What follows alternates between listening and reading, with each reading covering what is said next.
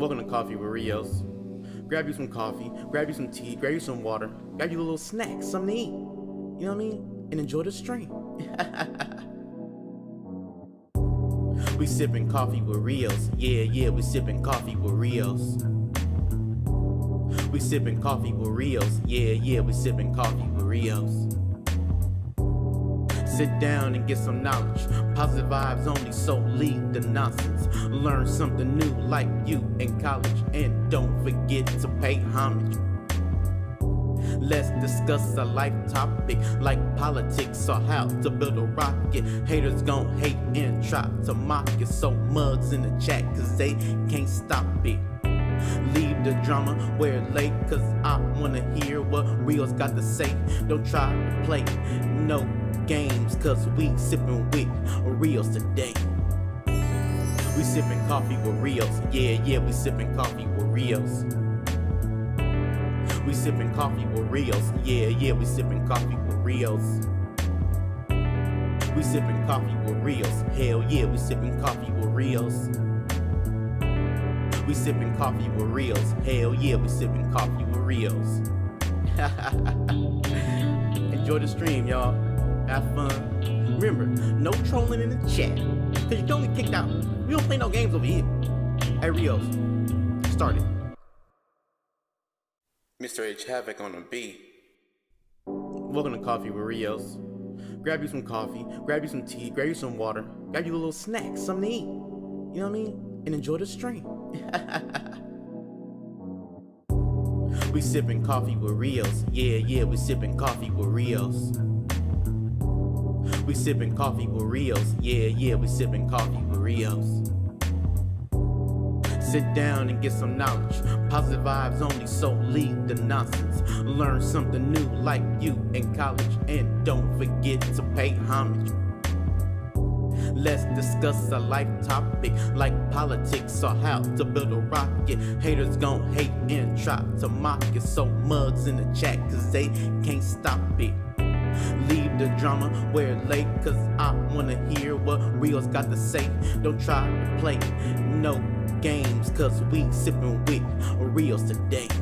We sippin' coffee with Rios. Yeah, we sippin' coffee with Rios. We sippin' coffee with Rios. Yeah, we sippin' coffee with Rios. We sippin' coffee with Rios. Hell yeah, we sippin' coffee with Rios. We sippin' coffee with Rios. Hell yeah, we sippin' coffee with Rios. Enjoy the stream, y'all. Have fun. Remember, no trolling in the chat, cause you don't get kicked out. We don't play no games over here. Hey Rios, start it. Mr. H Havoc on the beat. Welcome to Coffee with Rios. Grab you some coffee, grab you some tea, grab you some water, grab you a little snack, something to eat. You know what I mean? And enjoy the stream. We sippin' coffee with Rios. Yeah, we sippin' coffee with Rios. We sippin' coffee with Rios. Yeah, we sippin' coffee with Rios. Sit down and get some knowledge. Positive vibes only, so leave the nonsense. Learn something new like you in college. And don't forget to pay homage. Let's discuss a life topic like politics or how to build a rocket. Haters gon' hate and try to mock it. So mugs in the chat cause they can't stop it. Leave the drama where it late, cause I wanna hear what Rios got to say. Don't try to play no games, cause we sippin' with Rios today. We sippin' coffee with Rios. Yeah, we sippin' coffee with Rios. We sippin' coffee with Rios. Yeah, we sippin' coffee with Rios. We sippin' coffee with Rios. Hell yeah, we sippin' coffee with Rios. We sippin' coffee with Rios. Hell yeah, we sippin' coffee with Rios. Enjoy the stream, y'all. Have fun. Remember, no trolling in the chat, cause you don't get kicked out. We don't play no games over here. Hey Rios, start it. Mr. H Havoc on the beat. Welcome to Coffee with Rios. Grab you some coffee, grab you some tea, grab you some water, grab you a little snack, something to eat. You know what I mean? And enjoy the stream. We sipping coffee with Rios. Yeah, we sipping coffee with Rios. We sipping coffee with Rios. Yeah, we sipping coffee with Rios. Sit down and get some knowledge. Positive vibes only, so leave the nonsense. Learn something new like you in college. And don't forget to pay homage. Let's discuss a life topic like politics or how to build a rocket. Haters gon' hate and try to mock it. So mugs in the chat cause they can't stop it. Leave the drama where it lay, cause I wanna hear what Rios got to say. Don't try to play no games, cause we sippin' with Rios today. We sippin' coffee with Rios. Yeah, we sippin' coffee with Rios. We sippin' coffee with Rios. Yeah, we sippin' coffee with Rios. We sippin' coffee with Rios. Hell yeah, we sippin' coffee with Rios. We sippin' coffee with Rios. Hell yeah, we sippin' coffee with Rios. Enjoy the stream, y'all. Have fun. Remember, no trolling in the chat, cause you don't get kicked out. We don't play no games over here. Hey Rios, start it. Mr. H Havoc on the beat. Welcome to Coffee with Rios. Grab you some coffee, grab you some tea, grab you some water, grab you a little snack, something to eat. You know what I mean? And enjoy the stream. We sippin' coffee with Rios. Yeah, we sippin' coffee with Rios. We sippin' coffee with Rios. Yeah, we sippin' coffee with Rios.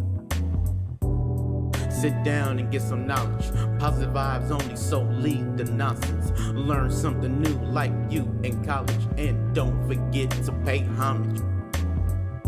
Let's discuss a life topic like politics or how to build a rocket. Haters gon' hate and try to mock it. So mugs in the chat cause they can't stop it. Leave the drama where it lay, cause I wanna hear what Rios got to say. Don't try to play no games, cause we sippin' with Rios today. We sippin' coffee with Rios. Yeah, we sippin' coffee with Rios. We sippin' coffee with Rios. Yeah, we sippin' coffee with Rios. We sippin' coffee with Rios. Hell yeah, we sippin' coffee with Rios. We sippin' coffee with Rios. Hell yeah, we sippin' coffee with Rios. Enjoy the stream, y'all. Have fun. Remember, no trolling in the chat, cause you don't get kicked out. We don't play no games over here. Hey Rios, start it.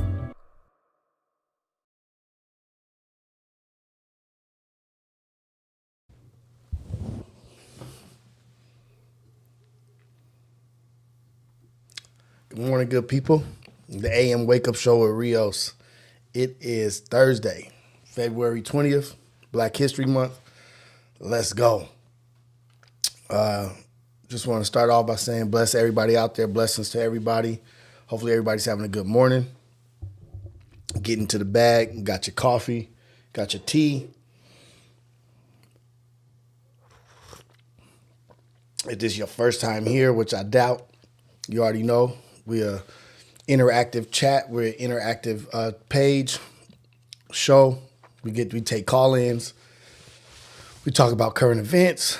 You know, we just do the cool stuff. We just cool over here. We positive. That's Havoc's best song. One of my favorite songs of Havoc, Sipping Coffee with Rios. You already know. Let me fix this camera.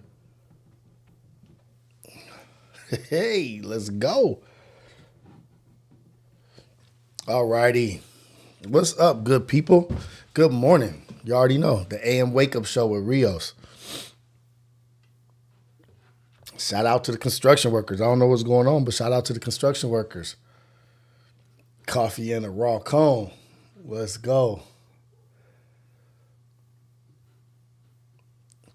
What's the latest and greatest, people? How's everybody feeling this morning? Hopefully everybody's out there feeling good, getting to it. I'm feeling actually really good.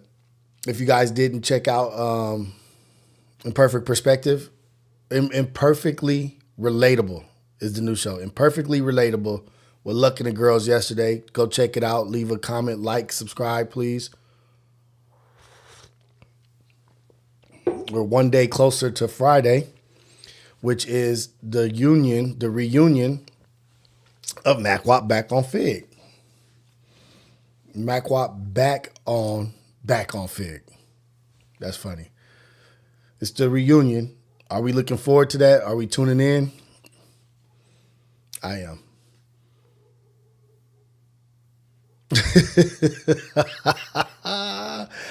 I don't know about that stimulus check. I don't know if it's going to hit or not, man. I don't know if that's like going to be a real thing. I don't know if the stimulus check is going to really hit. Let's see if it's actually a real thing.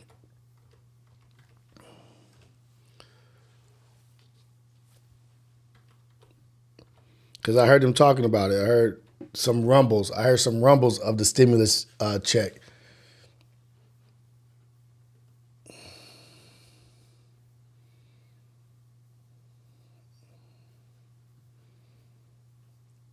I want to go to USA Today. Let's do that. Let's do USA Today. MacWap back on Fig. Let's go.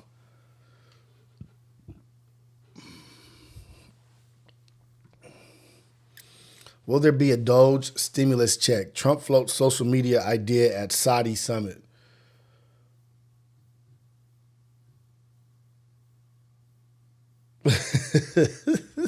Hey, man. I'm not going to say nothing. Donald Trump announced that he's considering the idea first proposed by investment firm CEO to issue stimulus checks to Americans from the claimed savings of Elon Musk's so-called Department of Government Efficiency. How do you get people to stop complaining about your new department, your new job title, your new role in the government? Give the people money. Shut them up. Pacify them. Tell them, hey, man, shut up and dribble. How do we get the people to shut up? Let's give them a check. Let's see how much they really don't like what they talking about. Or is it just that they just talking? We know how to shut them up. Boom. And you got to pay for it on the back end anyway. Well, let's see. Let's read the rest of that.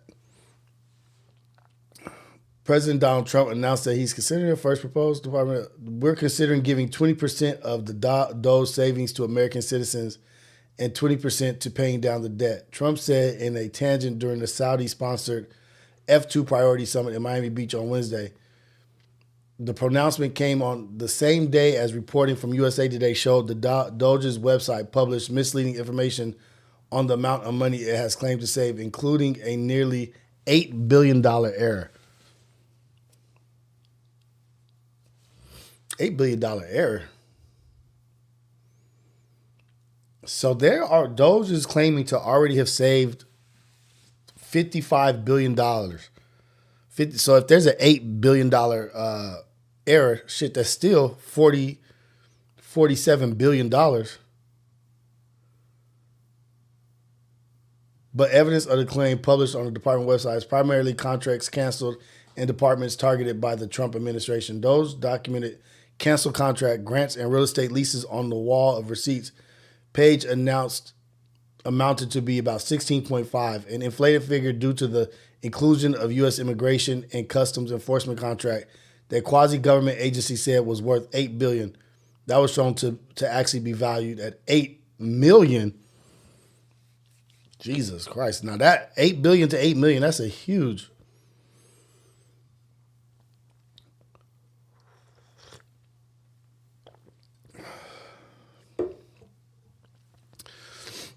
I'm watching it play out.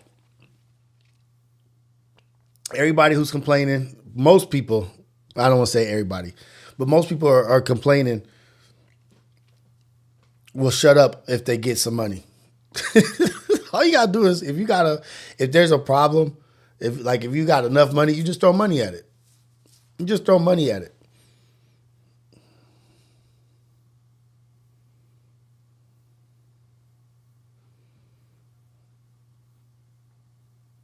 Here's what you need to know about the stimulus payments and Doge. There has been no indication that Doge will issue a stimulus check as a result of cost-cutting measures. Any form of stimulus payment should issued by the U.S. government would have been approved by Congress. So if you're saving, if you're finding all this money that you guys have been stealing from us, like, right, because a lot of this money is tax paid. Am I wrong? The Doge is finding loopholes and where they were hemorrhaging money or fraudulent payments to places that didn't exist or for stupid shit. Wasn't that paid for by us? Wasn't that paid for by us? Something should be done to where it's like, oh, we robbed the American people. We lied to them. Ain't no damn stimulus check. It's a reimbursement. Give us a reimbursement. Don't call it no damn stimulus check. Don't we deserve a reimbursement? Now that I'm thinking about it, like, we pay for all this. We pay for all this shit that's going to, a lot of it, like they bring up like the LGBTQ stuff in other countries and DEI in other countries or whatever. It's paid for by us. And you found that we were being robbed or we were being lied to. Our money was being used for dumb stuff that the country doesn't agree with, that the president, that Elon, the co-president Elon, we don't agree with how the money was being spent. So when you get the money back, what are you doing with the money? You just gonna pocket it? You just gonna pocket the bread that you stole, like not stole, but you lied to us where our money was going. We didn't have any decision-making power to tell you where we wanted our money to go. Shouldn't that be a reimbursement? Not a stimulus check.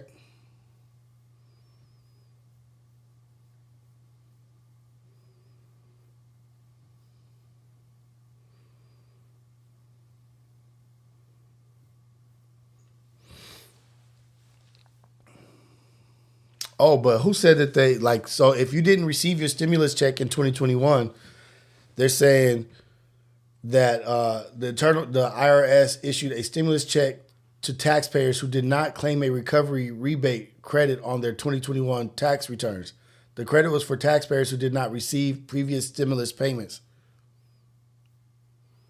The stimulus announced in December under the Biden administration was authorized after the IRS data showed that many eligible taxpayers who filed a 2021 tax return did not claim the recovery rebate credit. The stimulus payments were issued in December and January. Those who were eligible received up to $1,400, according to the IRS. So if you didn't receive a stimulus check at that time in 2021, you're eligible to get that recovery rebate credit in 2025. That's actually pretty dope for those people who didn't get that money.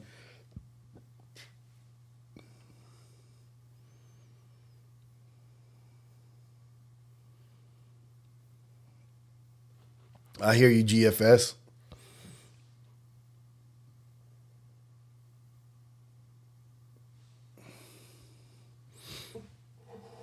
But right, am I wrong? Like they might be covering up talking about stimulus check.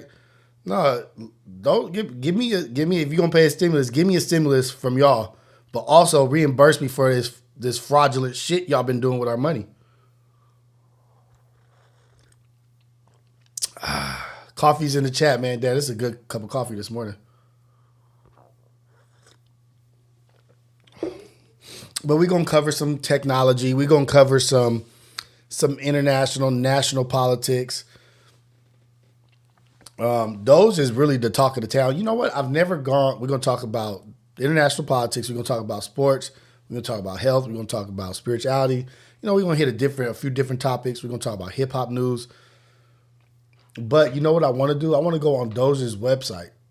I heard they have a website. I've never been on it.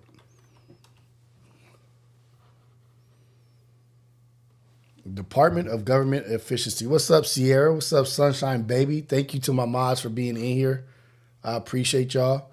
Sexy Nay, OG Proficial, always up in here. Ohio Ties, always up in here. Ace Boy Dogface, the whole chat. Shout out to all of y'all. Love all y'all. We in here winning, man.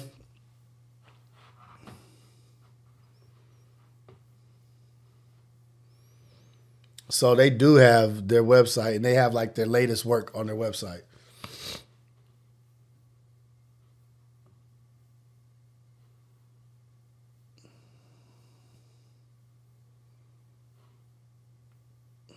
So they have the latest. Oh, this is on X. Of course, look at this shit. And then he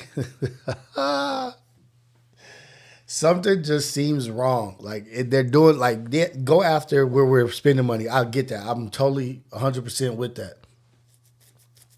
But something just seems wrong about that right now. Look at this. Like I'm gonna click out of this. I'm gonna go back to Doge. Department of Government Efficiency. The people voted for a major reform, an official website of the United States government. And every damn, this is weird to me, dude. Like every link, it goes to X, which is Twitter, which is run by Elon.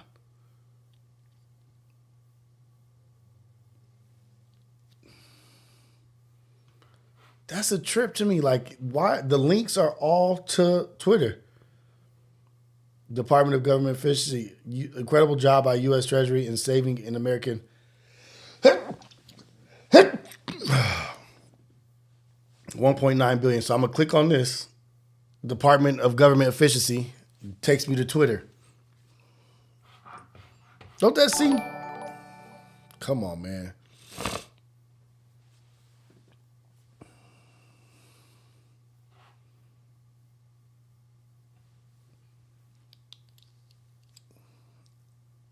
I'm not even reading the shit because I'm tripping out off of this shit so much. Like, damn, he runs Doge. Then the links and the reports are attached to X. So you go to Doge, you go to Twitter.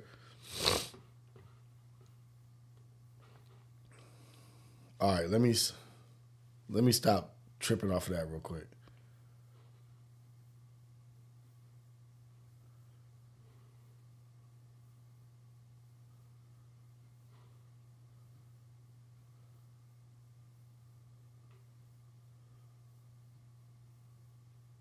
Damn. Let's see what this. I just want to go around this website and just see.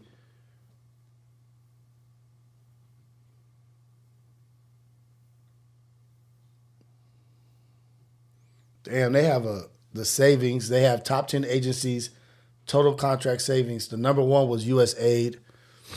Number two was Department of Education. Do y'all agree with getting rid of the Department of Education? Yeah, we have been struggling.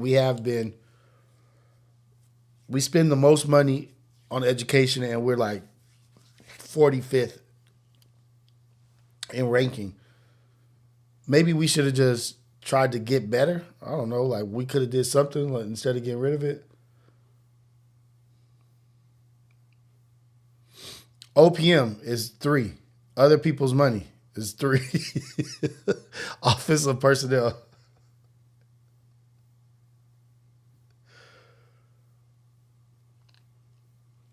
Health and Human Services, Department of Agriculture, Department of Homeland Security, General Service Administration, Department of Commerce, Environmental Protection Agency, Housing and Urban Development. HUD? We cut HUD. Yeah, that's what I'm saying, GFS. Like, restructure it. Don't get rid of it. Like, damn. Like, you going to... Top 10 agencies contract savings as percent of the...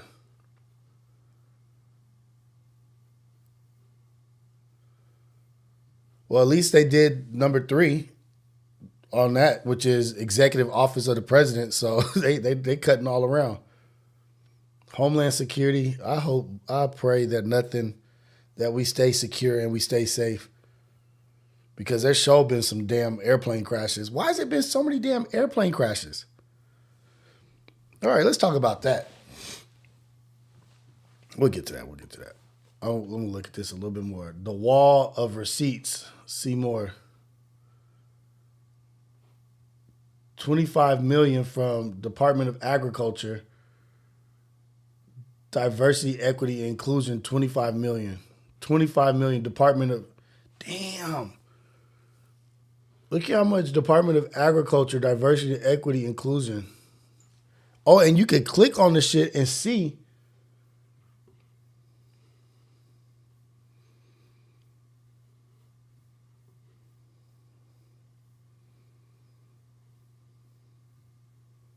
Food and Nutrition Service, USDA. Damn. For $25 million for training services. So the thing that I get, like people be arguing against or for DEI, but they be doing these training like they be giving all this money for training services. Are they really training it? Or are they just pocketing this goddamn money? What up, gangland? Naeem in here. Are they just pocketing that money? Because you could click on this shit and see, like, damn, I'm already reading. So we got 1, 2, 3, 4. 425. So that's $100 million to Department of Agriculture. Damn, look at all this Department of Agriculture. Look how much money all Department of Agriculture that they're saving now. That was considered waste. All this money was considered waste. We still in Department of Agriculture.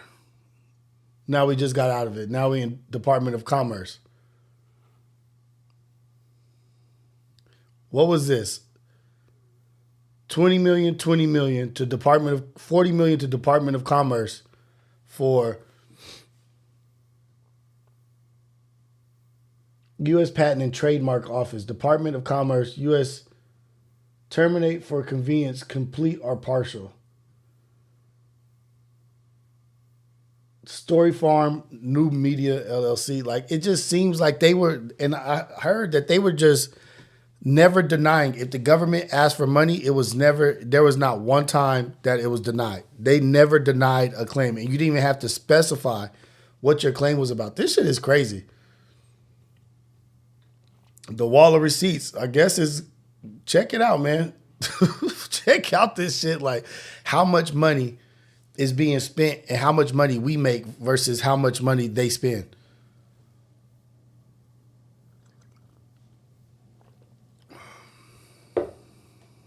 Just throwing money around. That's why the money ain't even fucking real, man. Like, this shit ain't even real. They got so much money talking about that they talking about all this, that we don't have this and we're struggling here and we're struggling here. And I don't know what the real point of Doge is. I know that they want to save money. I don't know if there's any ulterior motives there or anything, but just looking at it, it's like we could have done so much shit with all this damn money that's being wasted or spent in excess. It's just overhead, it's fat. All this money is just waste. That's a lot of, like, that shit's crazy, man.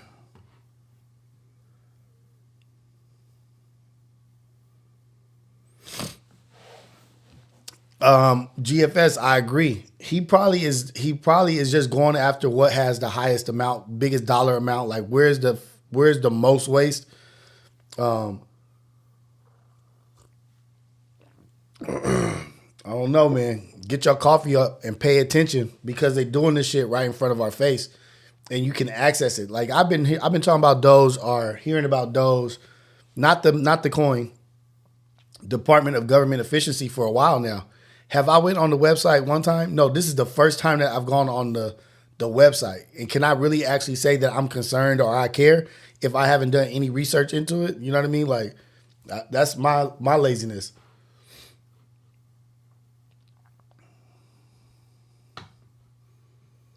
So they are claiming on Doge that it's $55 billion. It's right here. You can see the $55 billion that they saved, or that they're balancing. Let's balance the budget. Doge total estimated savings are $55 billion, which is a combination of fraud detection, deletion, contract lease cancellations, contract lease renegotiations, asset sales, grant cancellations, workforce reduction, pragmatic changes, and regulatory savings. Like, they can have a person just talk about this all day long. It's millions of people that just want to hear about this. But I'm not even going to get into U.S. aid and how I think that shit was CIA front. I really think USAID was a CIA front because they have some shit going into stuff that don't make sense. And it's like in countries that are like, what? But, we be having to pay. We be having to pay to play. We be having to pay the piper, man. And they were using that money from USAID, I think for sure, was like a CIA front for like espionage, spies, and all that shit.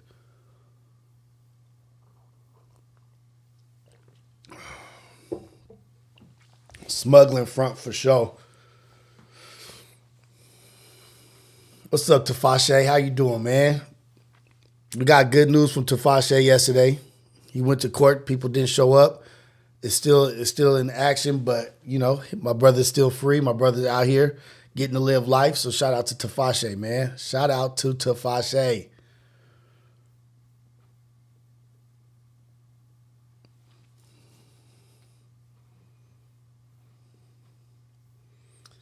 Ooh-wee. Well, you know what? Let me open the call lines because I want to talk about this Doge shit. I want to see y'all opinion on like Doge and like the cutbacks and what you think should be done.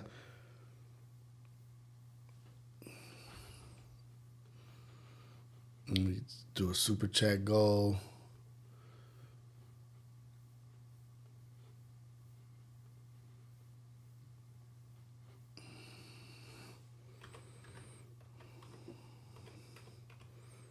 I need y'all to call in. I need y'all to give me some game today. Tell me what y'all think about all this.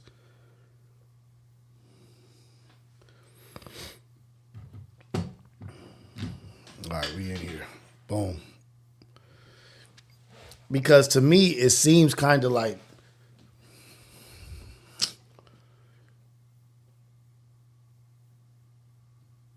fire or trash. Ooh, let me look into that. So every county we sent aid to, they have central bank. That's our real enemy, Rios. Central banking.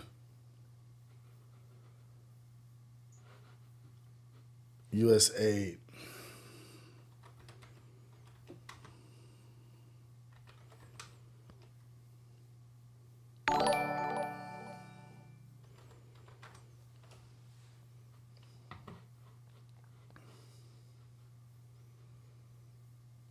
Oh, damn.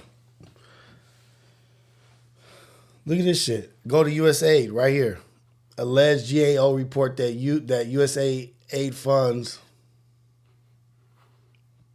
to supported paramilitary programs as alleged in the... That's what I'm trying to say, man. This is what I'm trying to say. National Security Council. And this was in 1972. What the hell? Alleged GAO report that USAID funds are diverted to CIA in Laos.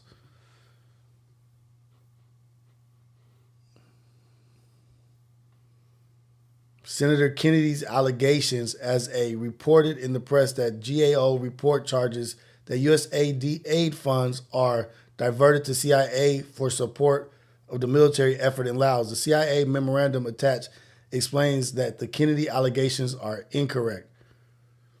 Oh, maybe.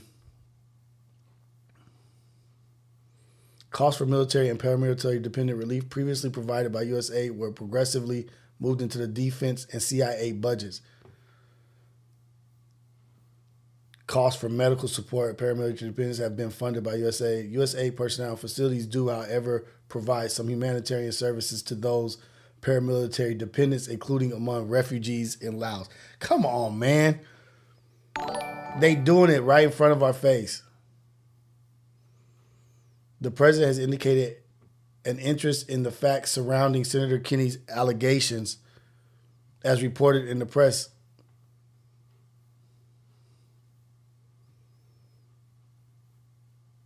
And who they have doing the report? They're regulating themselves.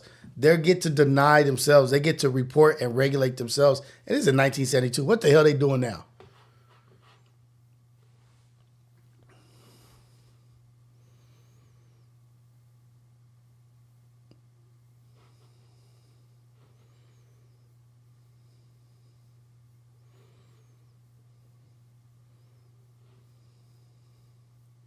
under one agency. And guess who start? Oh wow! Guess who's? It's like as soon as you start deep diving or you start diving into some shit, you find out more. Washington USA was established in 1961 by the one and only President John F. Kennedy.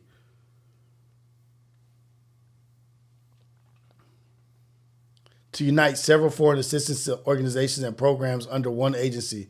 Statute law places USAID under the direct authority and policy guidance of the Secretary of State.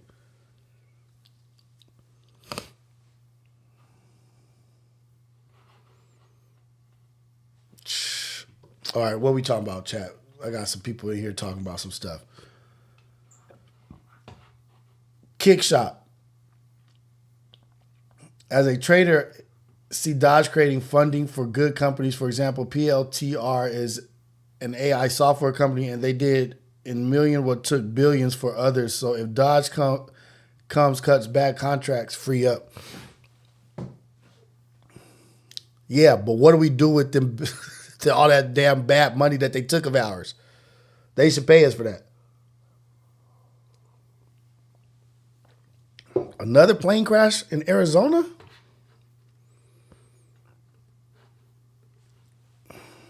Damn. What's going on with all these plane crashes?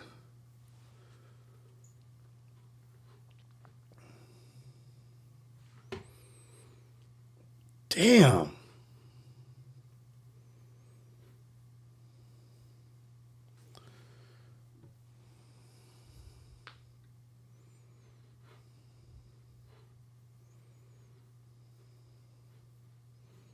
The FAA and the NTSB are en route to the scene here.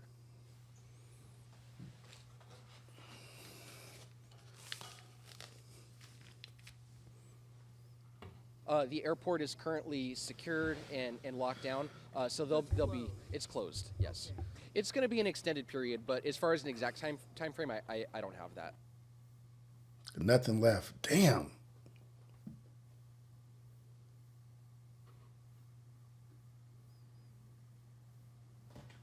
Two people dead. What's happening with all these airplane crashes? Look at that shit. That almost looked like the test facilities that I used to be at blowing up batteries. Low key. Right here is where we would have our shit set up so that the radius of the explosion or whatever would be caught here. This damn near looks like a testing facility. The airport is currently secured and locked down, so they'll be, it's closed. The airport is an uncontrolled field, meaning it does not have an operating air traffic control tower. Yes. It's going to be an so there's a period, private, but as far as the exact time frame, just regular citizens probably. And then you guys heard that. So let me see a little bit of information on this. At least 2 people have died after 2 small engine planes collided mid-air Wednesday morning at an Arizona airport, officials said.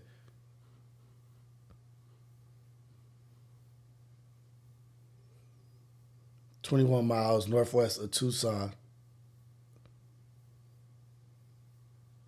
So based on preliminary information, the aircraft collided while upwind of runway 12. The Cessna landed uneventfully while the Lancair impact terrain near runway 3 and post-impact fire ensued. So it was a Cessna and a Cessna and what was it? A Lancair.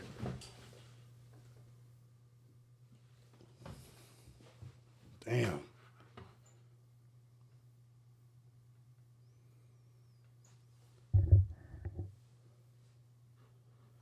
Let me see what you're talking about. Hold on, GFS. Let me see. Let me read your shit. Rios, it's kind of hard for me to not think that these airplane crashes are from something similar to a solar flare or like electrical turbulence. However, we do not know if it's controllable or not. That's for that information. That's for the conspiracy theory shit, GFS. But no, I get what you're saying. I definitely understand that. But the only thing that I would say not for this last one, not for the one in Tucson, but the other ones where it's just one plane, one commercial plane going down. But when there's a collision of two, it's not the solar shit. But for sure. And then this is the other sketchy shit. Like, let me see. Let me see if it's in my Instagram. Hold on. I think it is in my Instagram.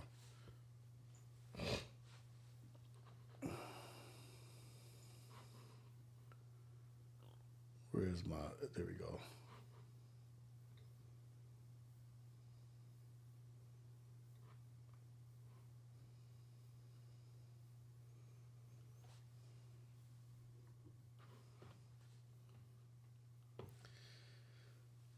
Delta, the plane crash that just happened, right? That the plane flipped over or whatever. They're offering $30,000 to passengers aboard plane that flipped during landing in Toronto. Y'all tell me what y'all think about that.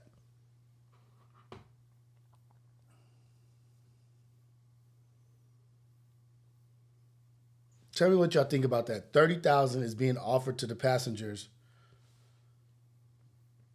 Come on. 30,000, that's it? That's all you gonna I don't want to put my opinion out there.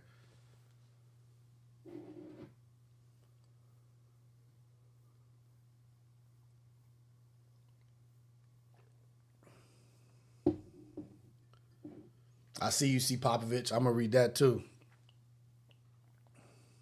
$30,000. So if they're jumping ahead of the gun, jumping ahead, trying to get ahead of this, and offering $30,000 to each, that's what their offer is. So you know that they better not accept that offer. They better not accept that offer. Delta Airlines is providing $30,000 to each passenger on a flight that crash landed and flipped upside down when landing in Toronto. Pearson International Airport. The offer confirmed by the airline to ABC News comes with no strings attached and does not impact passengers' legal rights to seek additional compensation. The flight originated from Minneapolis and the incident. So they're trying to make a payment out of good faith payment. Like maybe if this is just my thoughts. Maybe if we pay them, they won't sue us or they won't come after us if we do something on good faith. No, I'm coming after you. I'm not spending $1 of the $30,000. I'm having my lawyer look at that $30,000. I'm having them read through every line, every detail line, reading in between the lines, truth in the details, devils in the details, and finding out exactly what comes with that $30,000. And if that $30,000 stops me anyway from pursuing any other compensation. Can y'all imagine being in a plane that lands upside down?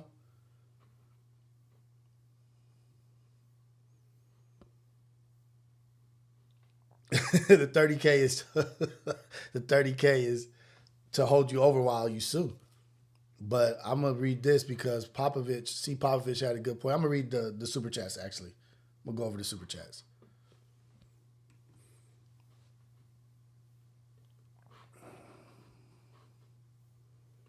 Let's read these super chats. Fan funded.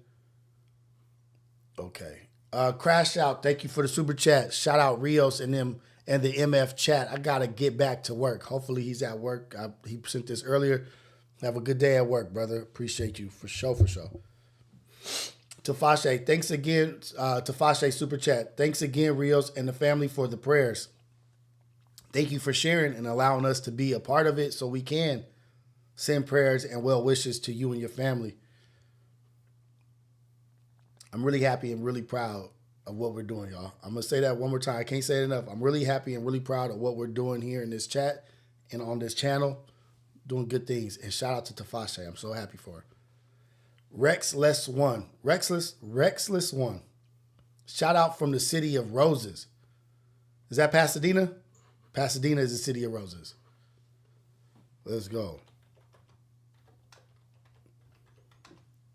And we're going to get on health tip too because I seen some stuff plaguing our black men in the... Oh, no. Portland is called the city of roses. Portland. I thought Pasadena was city of roses too. But Portland. Shout out to Portland, Oregon, baby. City of roses. Damn, it looks nice out there. That's where I want to go visit Oregon for sure. But shout out Rexless from Portland. C. Popovich, super chat, $50. Boy ain't playing. Let me see. Let me go back to it. Let me pop out the chat, actually.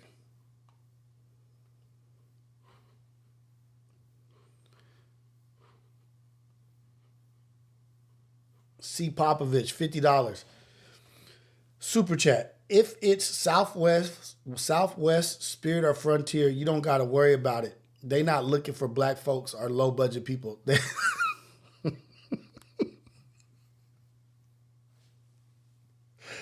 This nigga C is a fucking, oh, dang it. This fool C is a comedian, man. They not looking for black folks or low budget people. Are you calling black folks low budget people, C? They not looking for black folks or low budget people. They looking for people that know some. They fly private. American Airlines, Delta. That's a great point, though. That's a great point that he's making. Is like, we under the radar. There ain't really nothing going on over here. There ain't no reason for it. If it is a Southwest shit, it's just literally a If it's a Spirit crash, it's literally a malfunction. Something literally went wrong. There's no conspiracy behind it besides that shit was cheap labor and messed up. And you got, like, do you know, like, when you work on a plane, I think your name is attached to that plane, like the mechanics or anybody that does something. I think it's 30 years your name is attached to that shit. So if something goes wrong with that plane, they could call you to answer to what you did on that plane for like 30 years or some shit. Scrooston G, shout out to C. Popovich. I appreciate you, player, all the time. Being up here in the morning, I know it's early. Scrooston G, shout out AM family. Let's get to the goal and run it up. Let's go. Thank you, Scrooston. Shout out to you and your youngin' again for the championship. Sexy Nay, super chat. Let's go. Vampires in the building. Vampires in the building for sure. Let's go. But all this playing activity, all this, because I think the one that flipped over is somebody witnessed that. Like, they recorded it.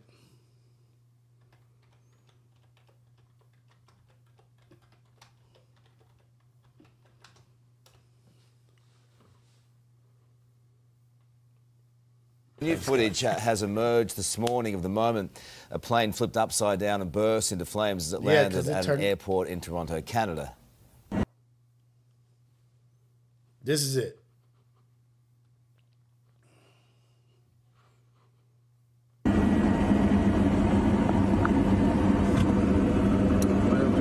That shit's coming fast.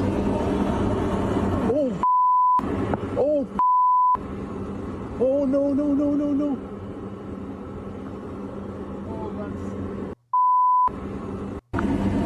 That shit is crazy. That shit is crazy. And then to be just to think, like, just sitting in your car or wherever, I don't know what they're in, but to be sitting there watching, like, filming plane landings or whatever, and you catch a crash.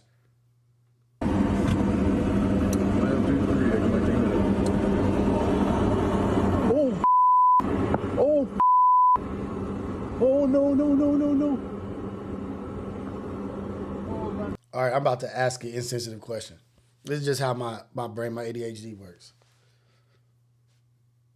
Would TMZ had paid them money for that footage if they'd have held on to that footage and didn't give it to the news right away or didn't put it to social media?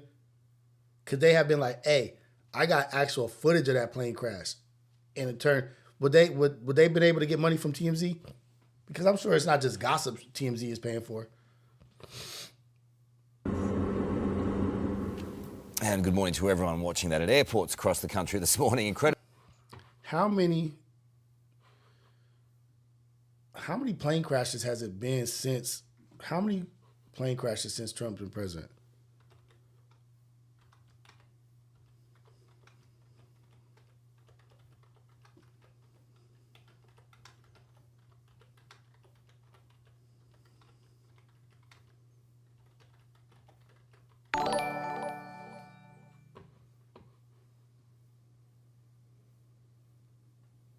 Damn.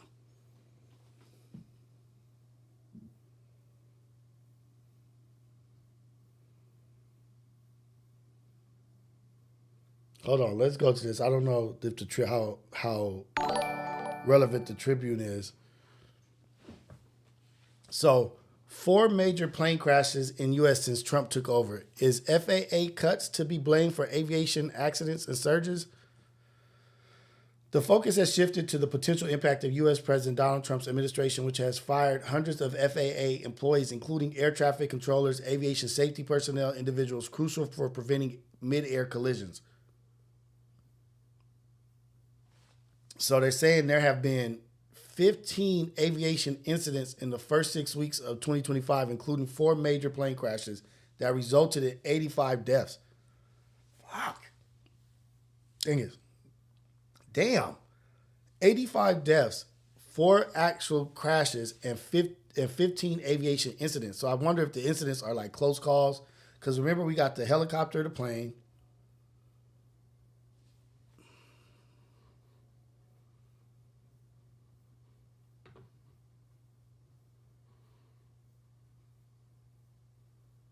Yeah, the fatal at the Ronald Reagan Washington National Airport. Impacted workers included personnel hired.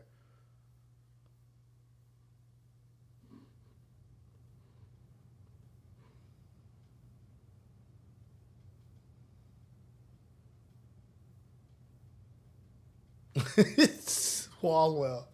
Like, I don't know if I could blame Trump for the play. I'm not gonna be that guy. I'm not gonna be the guy that blame like, oh, it's because of Trump. Well, shit. Just is it because of I don't know. But these people like they really like hammers Trump for latest plane crash. Let's see Swalwell. I don't even know who Swalwell is.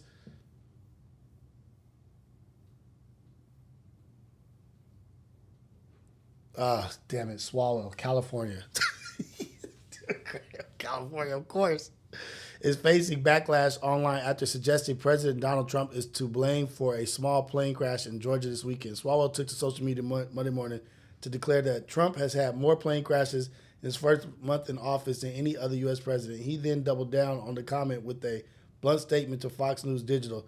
Trump is president. President Trump is in charge of air safety. All crashes are Trump's fault, he said. Now, come on, cuz. Like, yes, we could blame people for things, but we're going to blame... I'm just trying to be unbiased here. So everything that goes wrong, like, yeah, there is a lot of crashes. That is, I'm not going to lie, that's a lot of shit going on with FAA. He made those cuts and did all that. But we're going to blame him for all the crashes? I don't agree with that. I don't agree with blaming him for everything that happens. Like I don't blame Biden for everything that happened. I don't blame the president for every person that passes away or every war, or every soldier, or it's not just the president's fault. It's like scapegoating. It's like we scapegoating.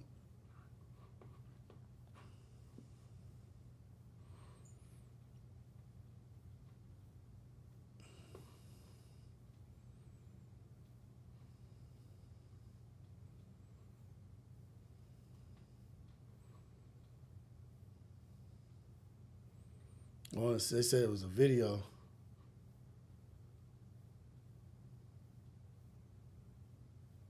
How is it last update March 3rd, 2025? What? Around 9. This is the one in Philly. Oh, no, not the one in Philly. This is the Reagan National.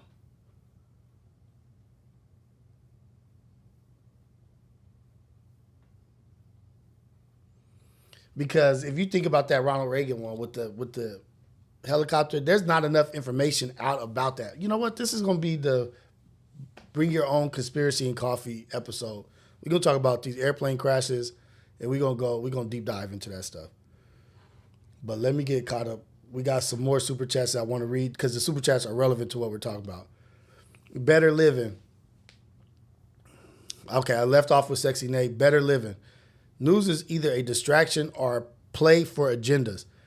All news is either a distraction or a play for agendas. Like okay, so that's what I want. Better living. Call in Better Living. Better Living, I would like you to call in because I would like to have a discussion because is it all news? Local news, international news, national news, the big platforms. Yeah, the big platforms, they be on some BS. They have like ulterior motives and agendas that they want to get across. Who they support, who they don't support, where's the money, how they getting paid. Yeah, all that does make sense. But not all news. What about NPR is like a public, what is NPR? NPR is like a publicly funded is NPR.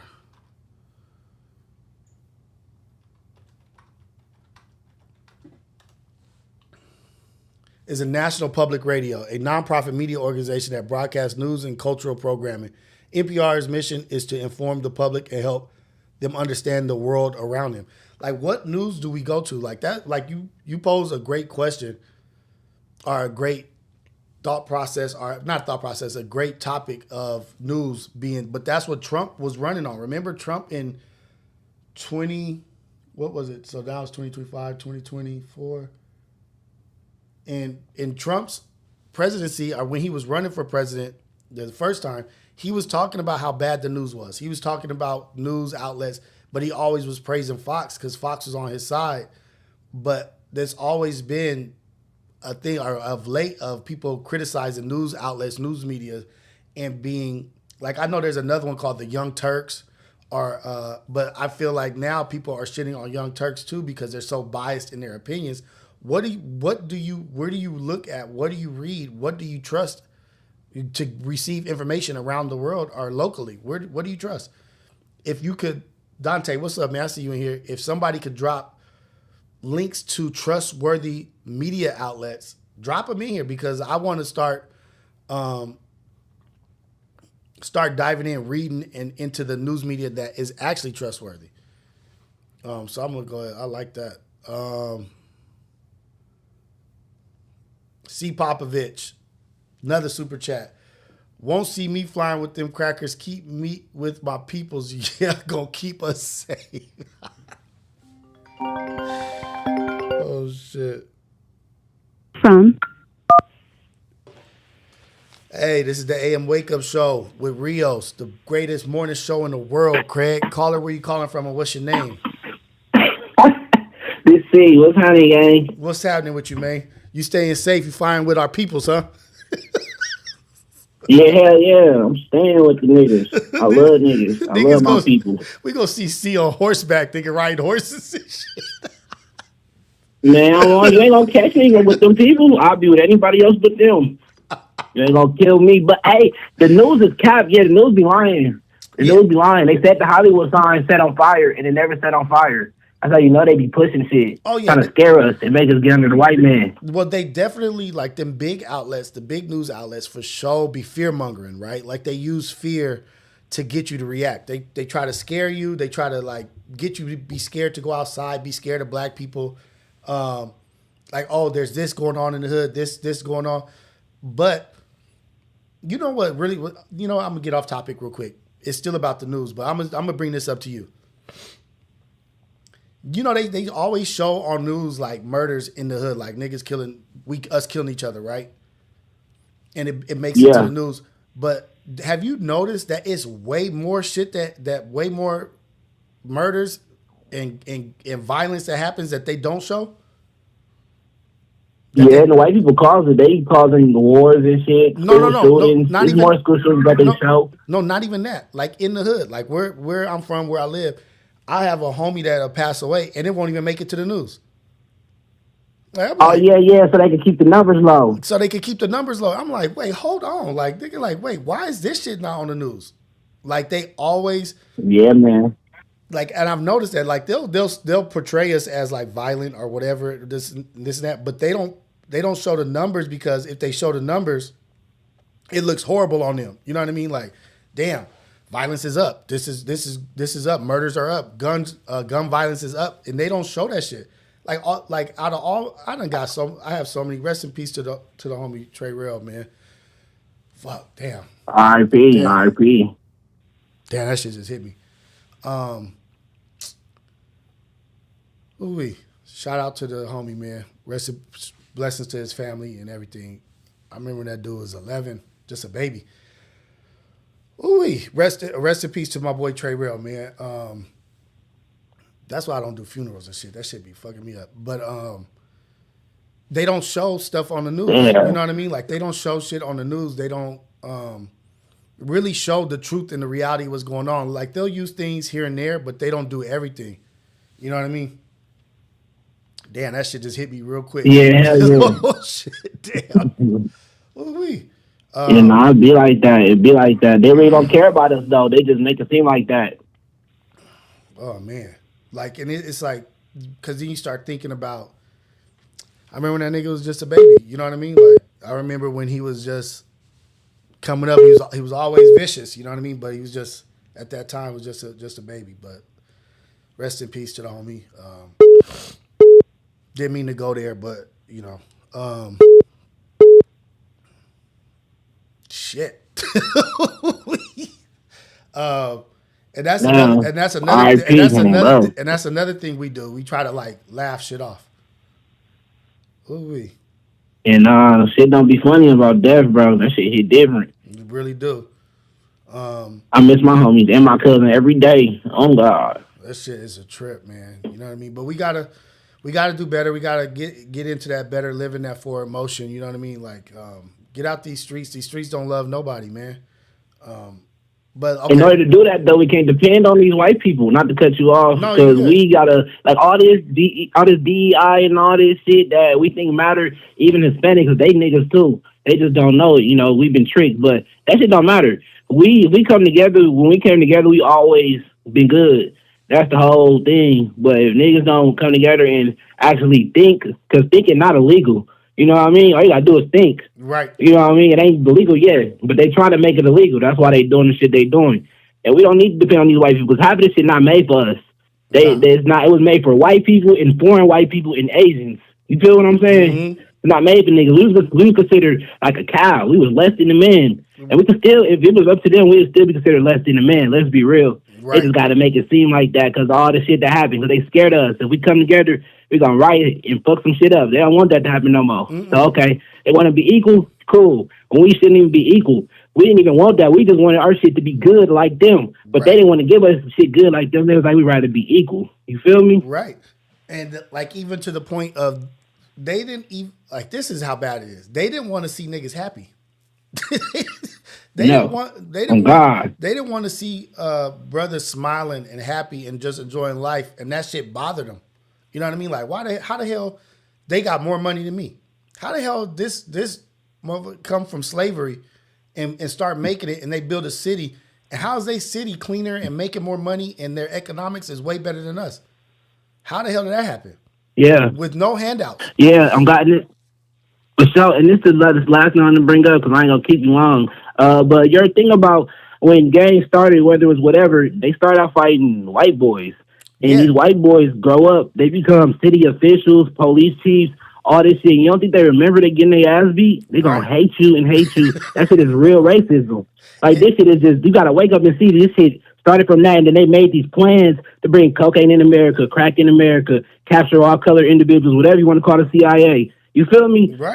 They made these plans to fuck us up. But these are people that our granddaddies was whooping their ass because they was trying to be racist and whooping our mama ass and granny's ass and shit. Now we whoop their ass. Now they city officials and trying to treat us wrong. You feel me? Right.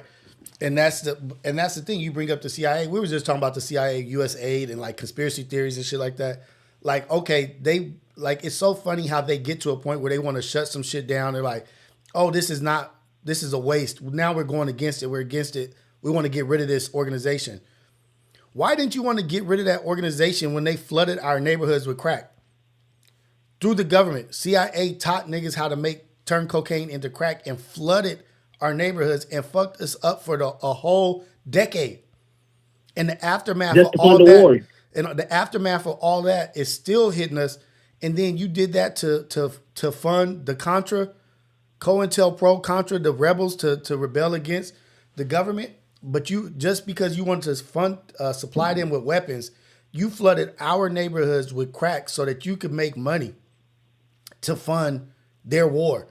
But black people, we're such to them, we're just like disposable.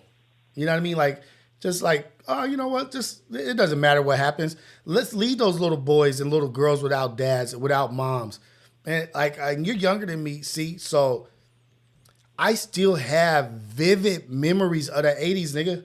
The 80s was, especially out here in LA, that's when like machine guns and Uzis was like a thing, right? And right, it devastated LA. It devastated Watts, South Central. Like, I mean, it was like they talk about this opioid epidemic shit. That's one thing, and that shit is real.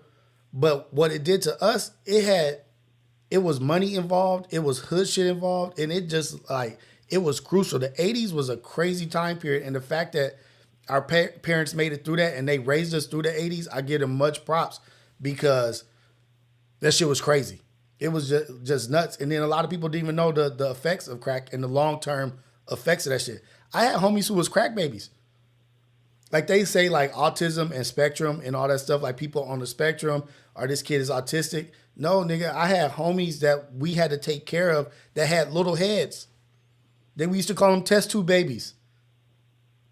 I had a little cousin. Damn, I almost laughed. I ain't trying to be disrespectful. No, nigga, like I'm being serious. Like you can laugh, whatever. Like that's how we deal with like the pain or whatever. But shit is funny.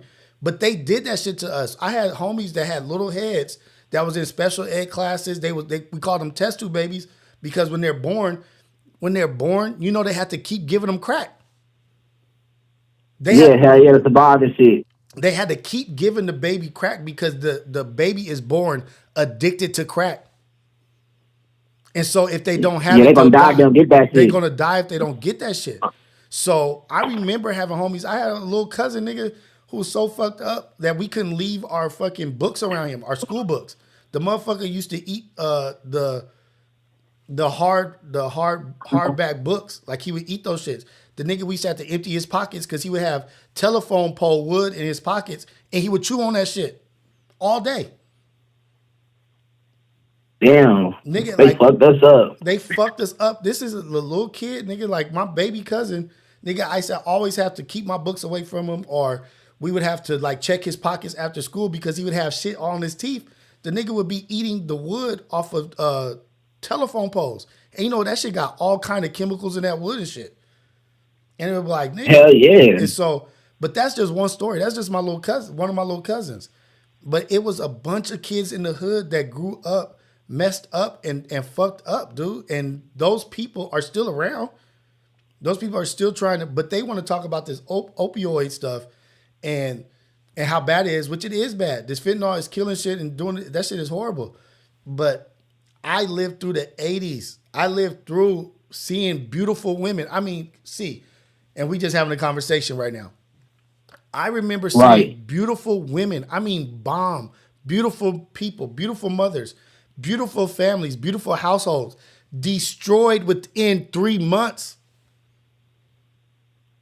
Damn. As a kid, just watching, like, damn, what happened to Deborah? Shit, what's she on the corner for? Like household, like, no, real shit, nigga. Like, why is she looking like that? Why are her teeth missing? Or what happened to Mr. Johnson? Why is this? And seeing people like, I remember one time looking out the window and a nigga chased his girlfriend down and laid her down with a Uzi. Damn. Nigga, the main thing. Nah, that shit real. I'm already knowing. The main thing that we used to do was it was hit the deck. That was like the number one thing, right? Like hit the deck. Like if we heard something, we couldn't look out the windows. We couldn't do none of that shit because hit the flow. And it was like hit the deck. That was our main thing. Okay, makes sense. Like, and that shit was a trip that we lived through it. But then you put it in your mind like, oh shit, these people did that to us. The CIA did that to us. But that wasn't enough for you to go after the CIA and be like, this organization is crooked and messed up. We need to take them down. That wasn't enough for you? No, because it happened to us. Yeah, they ain't give a fuck until they start hitting the white people though. That's when it became an epidemic. Right. Nah, but son, they give a fuck. Mom, I feel you. I'm with you on everything. I seen this nigga say like that his homie snaked him out for a fat bitch in a McDonald's yearly check. But Wait. this nigga can't- Wait. Say that again. What did you just say? This nigga in the chat said that one of his homies snaked him out for a fat bitch in the McDonald's yearly check.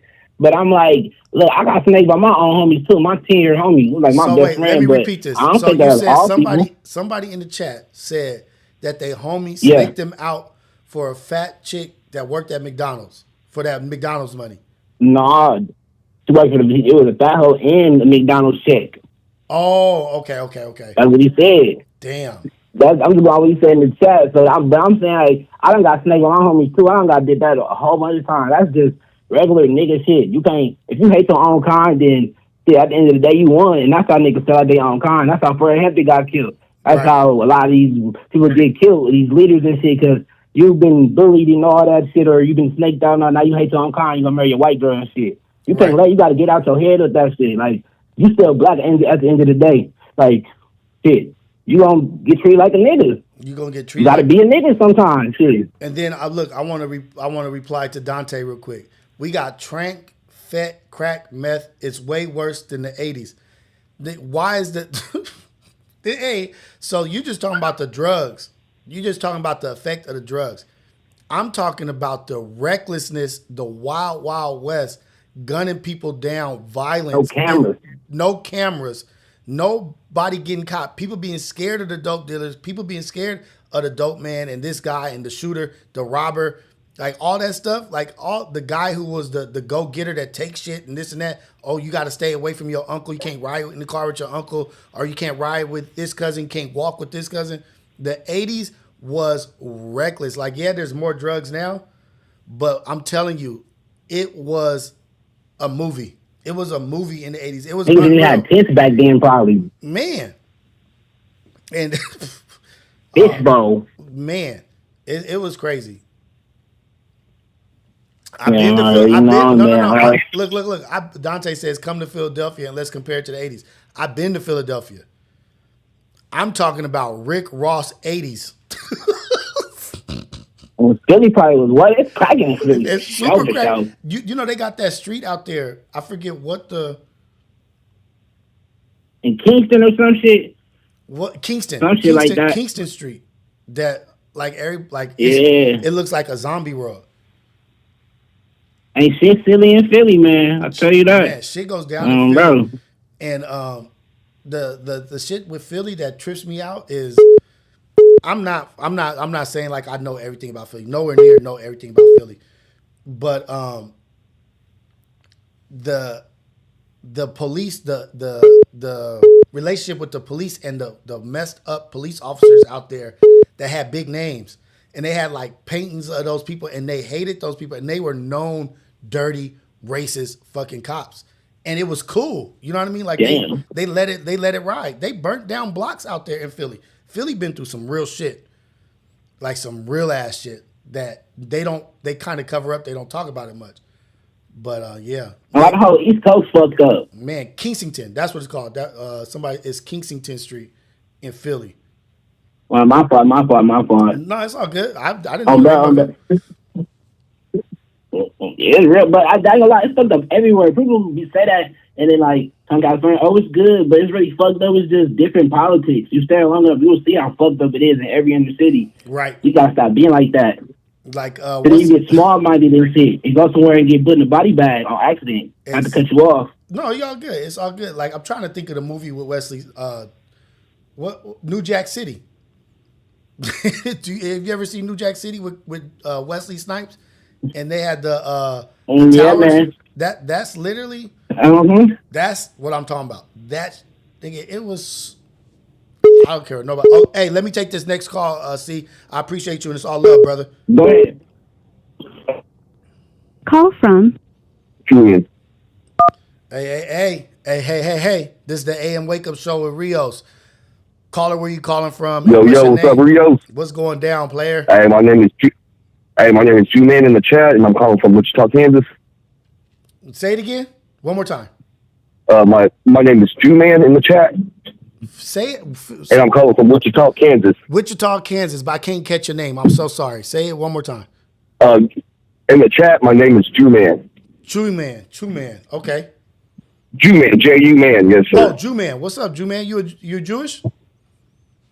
No, sir, it's short for my name, Julian. Oh, Julian. Okay, what's up with you, man?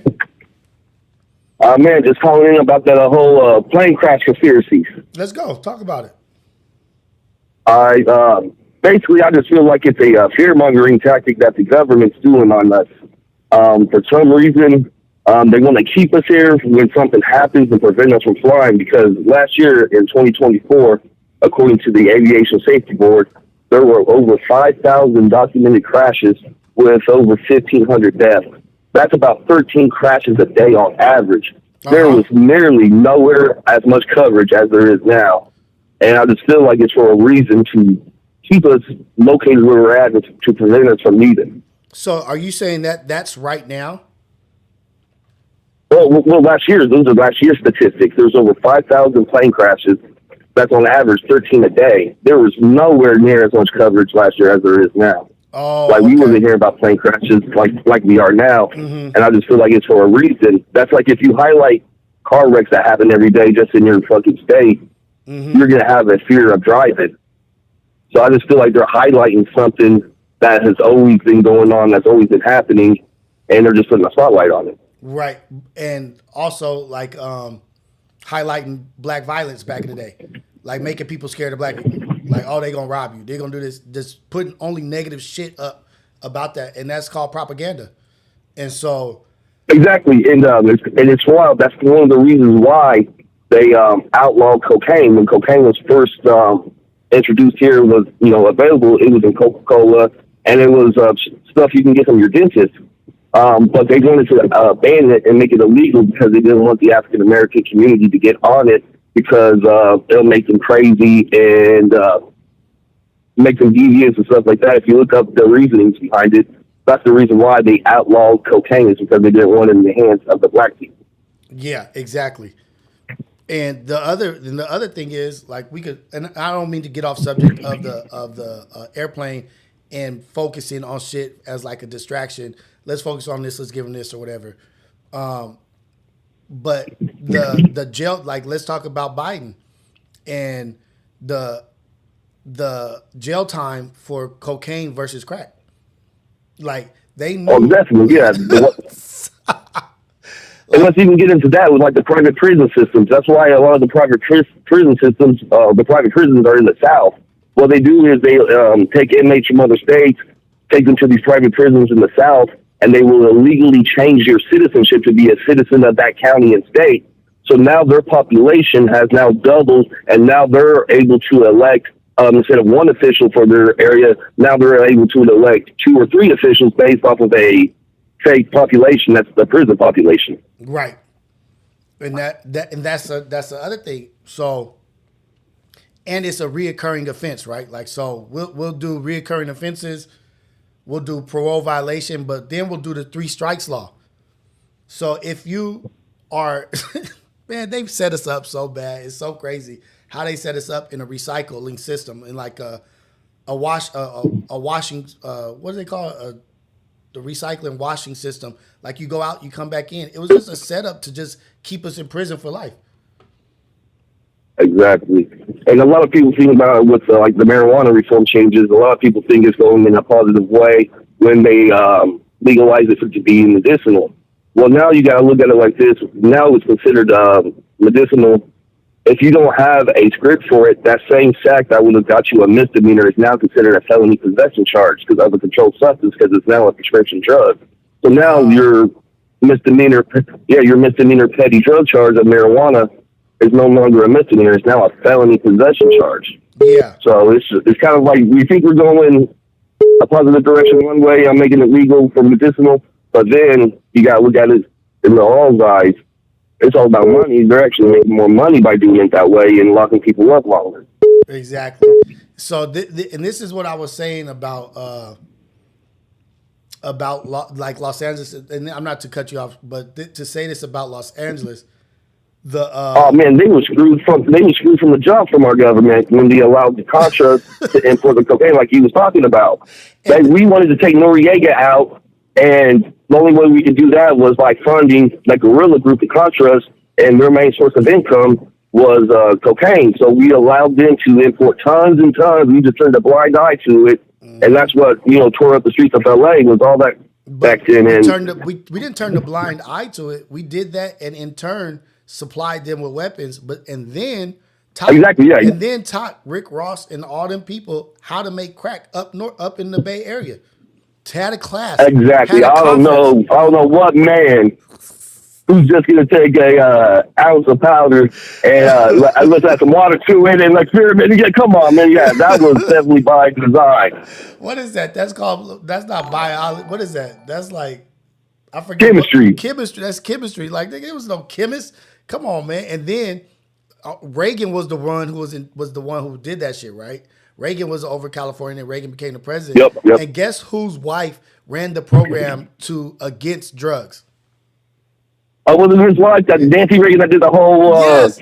Just say no? Just say no. His wife, the nigga who started it, his wife has a fake shit running that's saying, just say no to drugs. Just say no to crack.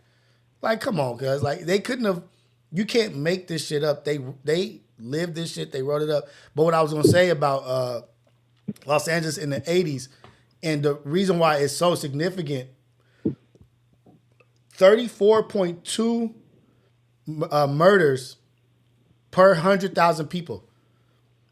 34 murders per 100,000 people. That is like so significant because of how many people are in Los Angeles. What's the population of Los Angeles?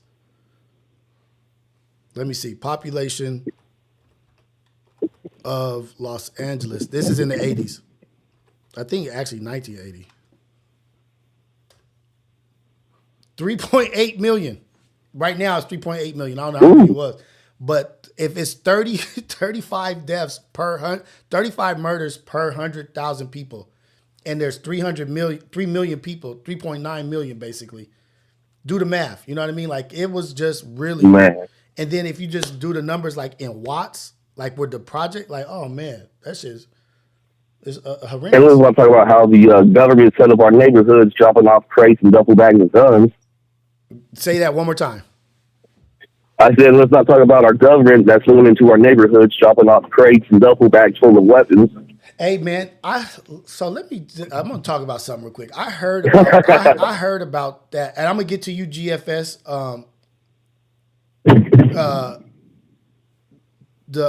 What you're talking about, but I want to talk about how he just said dropping off. I heard that people were in Chicago. I don't know if it's still happening or whatever, but when shit was going down, shit was just being dropped off. Truckloads of shit, just trucks being parked with shit in the back. And oh yeah, for sure. Like, and I'm definitely in Missouri as well, St. Louis area. Yeah, you can listen up on YouTube. You can find phone calls of people calling in, making 911 reports to the operator, letting them know they just seen a guy drop off a bag, and when they went over there to investigate it, it's full of weapons and shit like that. It's just crazy. Just giving us shit to just take each other out. And I don't know who I was talking to, maybe my wife or whatever. I was like, dude, right now you could go hunt. Like, if you really wanted to, like, I hate to say this, like, but maybe it's not as bad now. But if you wanted to, and you wanted to be you want to be a hunter of humans, like you want to be a craven or some crazy, like, I'm gonna go hunt humans. You could be a white boy or a white person or somebody of a different complexion and go into Chicago and really hunt somebody. And really just go out there, smash some murder or smash somebody and just bounce. Because nobody gives a fuck. There's the most unsolved murders out there. Like, ain't nobody tripping. Oh, just another nigga gone. Like, if you was a crazy white person, you could gather up your posse, like, hey man, let's go do some stupid shit, and you would get away with that shit out there. That's crazy. Because the value of life is just not there. The value of a young black man's life is just not there right now. Like, shit, they killing each other anyway. What do we? You know what I mean? Like, they don't care about each other. They don't value each other. So why should we? Exactly, yeah, and I think we need to start valuing ourselves first, right. And I think that will carry on to others. Right, for sure. Hey man, I appreciate you calling in. I really do. These are some good call-ins for sure. Blessings to you and your family. Hey, not a problem, Rios. I appreciate you taking the time to holler at me, and love to the chat. Yeah, man, for sure. Let's go. Blessings to you and your family, brother. Thank you for calling in. Call in tomorrow too. I appreciate it. Definitely love. All right. Hey, GFS, call in, man. My bad. A couple people called in that I missed. I'm sorry. Oh, let me read these super chats and maybe I'll get a call coming in. Oh, we made our goal. Thank you to you guys always being in here, supporting, always making sure to take care of me and my family and support an impactful engagement conversation. Tafashe always pushing the issue, like, let's close out these goals. Thank you so much. I appreciate you guys. You don't know, this really means a lot to me and to my family because guess what? This is what I'm doing. This is what I chose to do. Doing it every morning, Monday through Friday. Let's see if this is my guy. Oh. This is the AM Wake Up Show with Rios, the #1 wake up show in the world, Craig. Caller, where you calling from? What's your name? What's going on with you, big bro? It's GFS Blackout, your favorite bully in the chat, man. What's up, Bully Blackout? What's happening? Let me read these. No. I'm on spiritual blackout right now. I'm gonna let you read the super chats first before I start getting busy. My guy, let me read these super chats real quick. Okay, I left off with C. Popovich. Won't see me flying with them crackers. Keep me. I don't want to say that word either. I need to stop. Crackle. Don't be scared. Name the brand at least. Man, call them Sunshine Crackers, whatever. I'm a Wonder Bread. Wonder Ritz? Bread. They're like, want to call them Ritz? Ritz Crackers? Hey, Bloss, thank you for the super chat. Start each day with a grateful heart, for sure. Start each day with a grateful heart, appreciating what God has blessed us with. Another day to be impactful, another day to be a blessing for somebody else. Not another day to ask for a blessing, but another day to ask God for you to be a blessing for somebody else and be impactful in another person's life. So yes, wake up with a grateful heart and amen. Amen. Aki, shout out to Rios and the chat. All love from Seattle. Shout out to Seattle, man. Appreciate you, Aki. Big Leaps of Faith, top of the morning. Super chat. Thank you to everybody who's super chats. Fan funding. We appreciate you as much needed. Okay, let's go, GFS. You said you got a narrative. Well, not necessarily the narratives, but like me. Now I'm gonna keep it real. I don't care about telling my age, right? I'm born in '88. Okay. And I ain't gonna lie, I do feel like, especially as we got to this particular point of the show, like me seeing this shit, like we are definitely, as a black culture, black people, bro, we got PTSD for real as being guinea pigs. And when you came to the crack era part, I'm like, man, as a kid, like especially going through the '90s and whatnot, no, we had it bad. You know, I'm from East Oakland, so being familiar with it, bro. Oh man, like it used to look like it was zombie land, bro. Crazy. Like my dad used to have a hustle pack. You know what a hustle pack look like, bro? You gotta have your bagger. You gotta have at least a couple dime sacks, an extra clip, and you try to take your kid and some cash and take your kid to school and a beeper. Right? You're like, yo, I gotta make this happen. I gotta make plays. Like they had us really out here taking penitentiary chances, but the money was cycling and nobody knew it at the time. And I mean, I had aunties that lived in the West Oakland and the projects and all that. Like a lot of us were force fed, and they knew what they was doing by sending all these trains. It wasn't just Chicago. It was Chicago. It was Houston, Texas. It was Dallas, Texas. It was Atlanta, Georgia. They dropping this shit off in the hoods of Watts. Mm-hmm. They're dropping it off in Compton. They dropping it off in Oakland. They dropping some off in Frisco. And they're all these all these cargo trains just was there. And motherfuckers were like, no, you can come get you a gun, bro. Get you do. And it was really a thing. Like my pops used to tell me about his time, like just on some, reminiscing about how he had to grow up. Yeah. And y'all had it hard. Going through the 80s was tough. Dude, because it wasn't the free days era. Oh damn, you definitely saw the zombie then. You saw it stopped being your local. It stopped being your local winos and started being, hey, can I get like $2? I got this VCR tape. I saw the world and change. I'm about to break off this bumper jack. I saw my hood. And, I saw and, the world and it's change. crazy. Like it was like, ooh wee. Hey, Like, you and see, then the certain things, how you got sent out the house, the different warnings. Like, hey, watch out for this. Watch out like this. Like everything changed. Yeah, hey, these kids ain't got to do what we had to do. Like, yo, you need to be home before the street lights because you don't know what's about to pop off on your block right now. Man, you gotta have a team to go to the liquor store because you know who out there.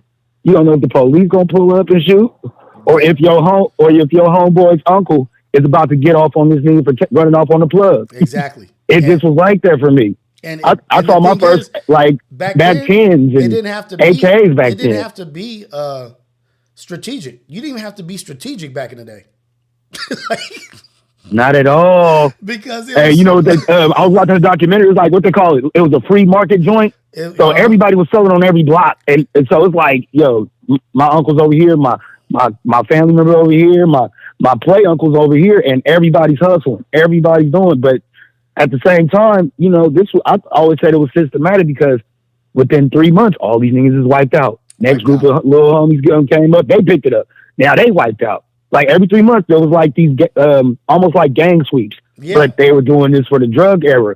So you would see them. They knew where y'all was at. They knew what y'all had on you and everything. And you like, how they know every play? Every play. Man, they feeding it, and then they eating off it at the same time. Exactly. So it's like, you know, the animals don't kill the animals. And like I said, I always feel like as black folks, we get treated like guinea pigs because anything that the government want to try out, here we are. Right. Oh yeah, let's go fix with our constituents by giving these black people some of this crack real quick.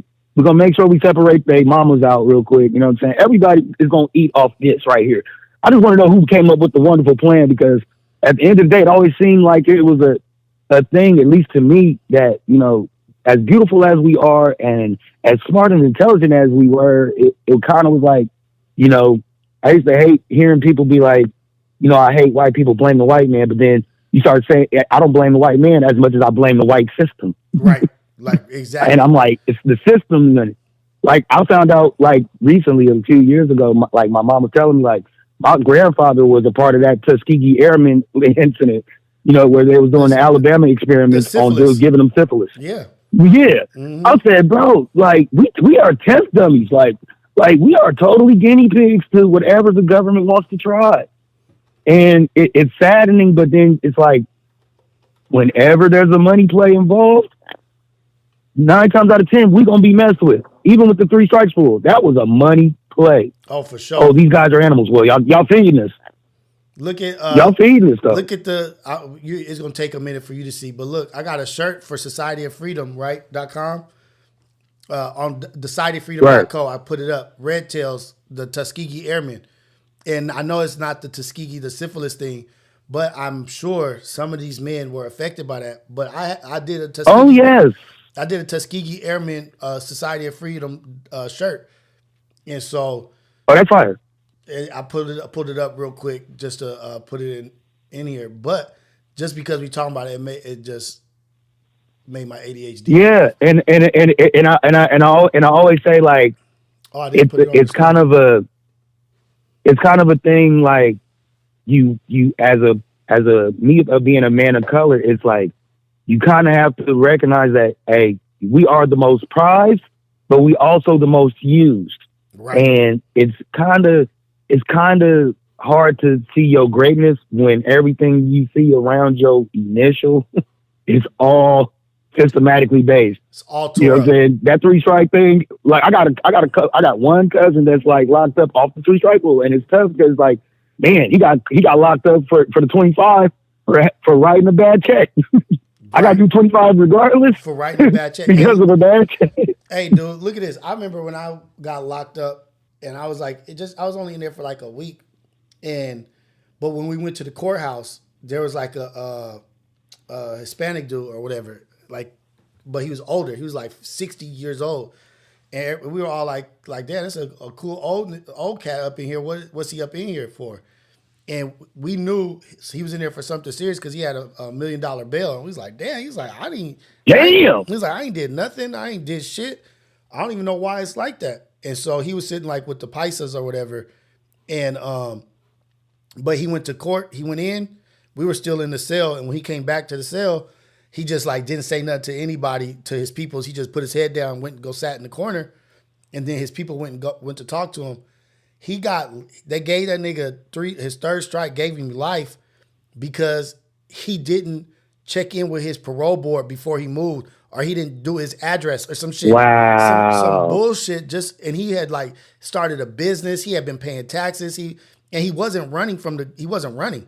It wasn't like he was running from what he did. He was in the same area, not the same city maybe, but he didn't check in with the parole board or some shit that he didn't do right. Damn. They 3-strike that. Hey, word to the chat. Word to the chat from this story that Rios is sharing.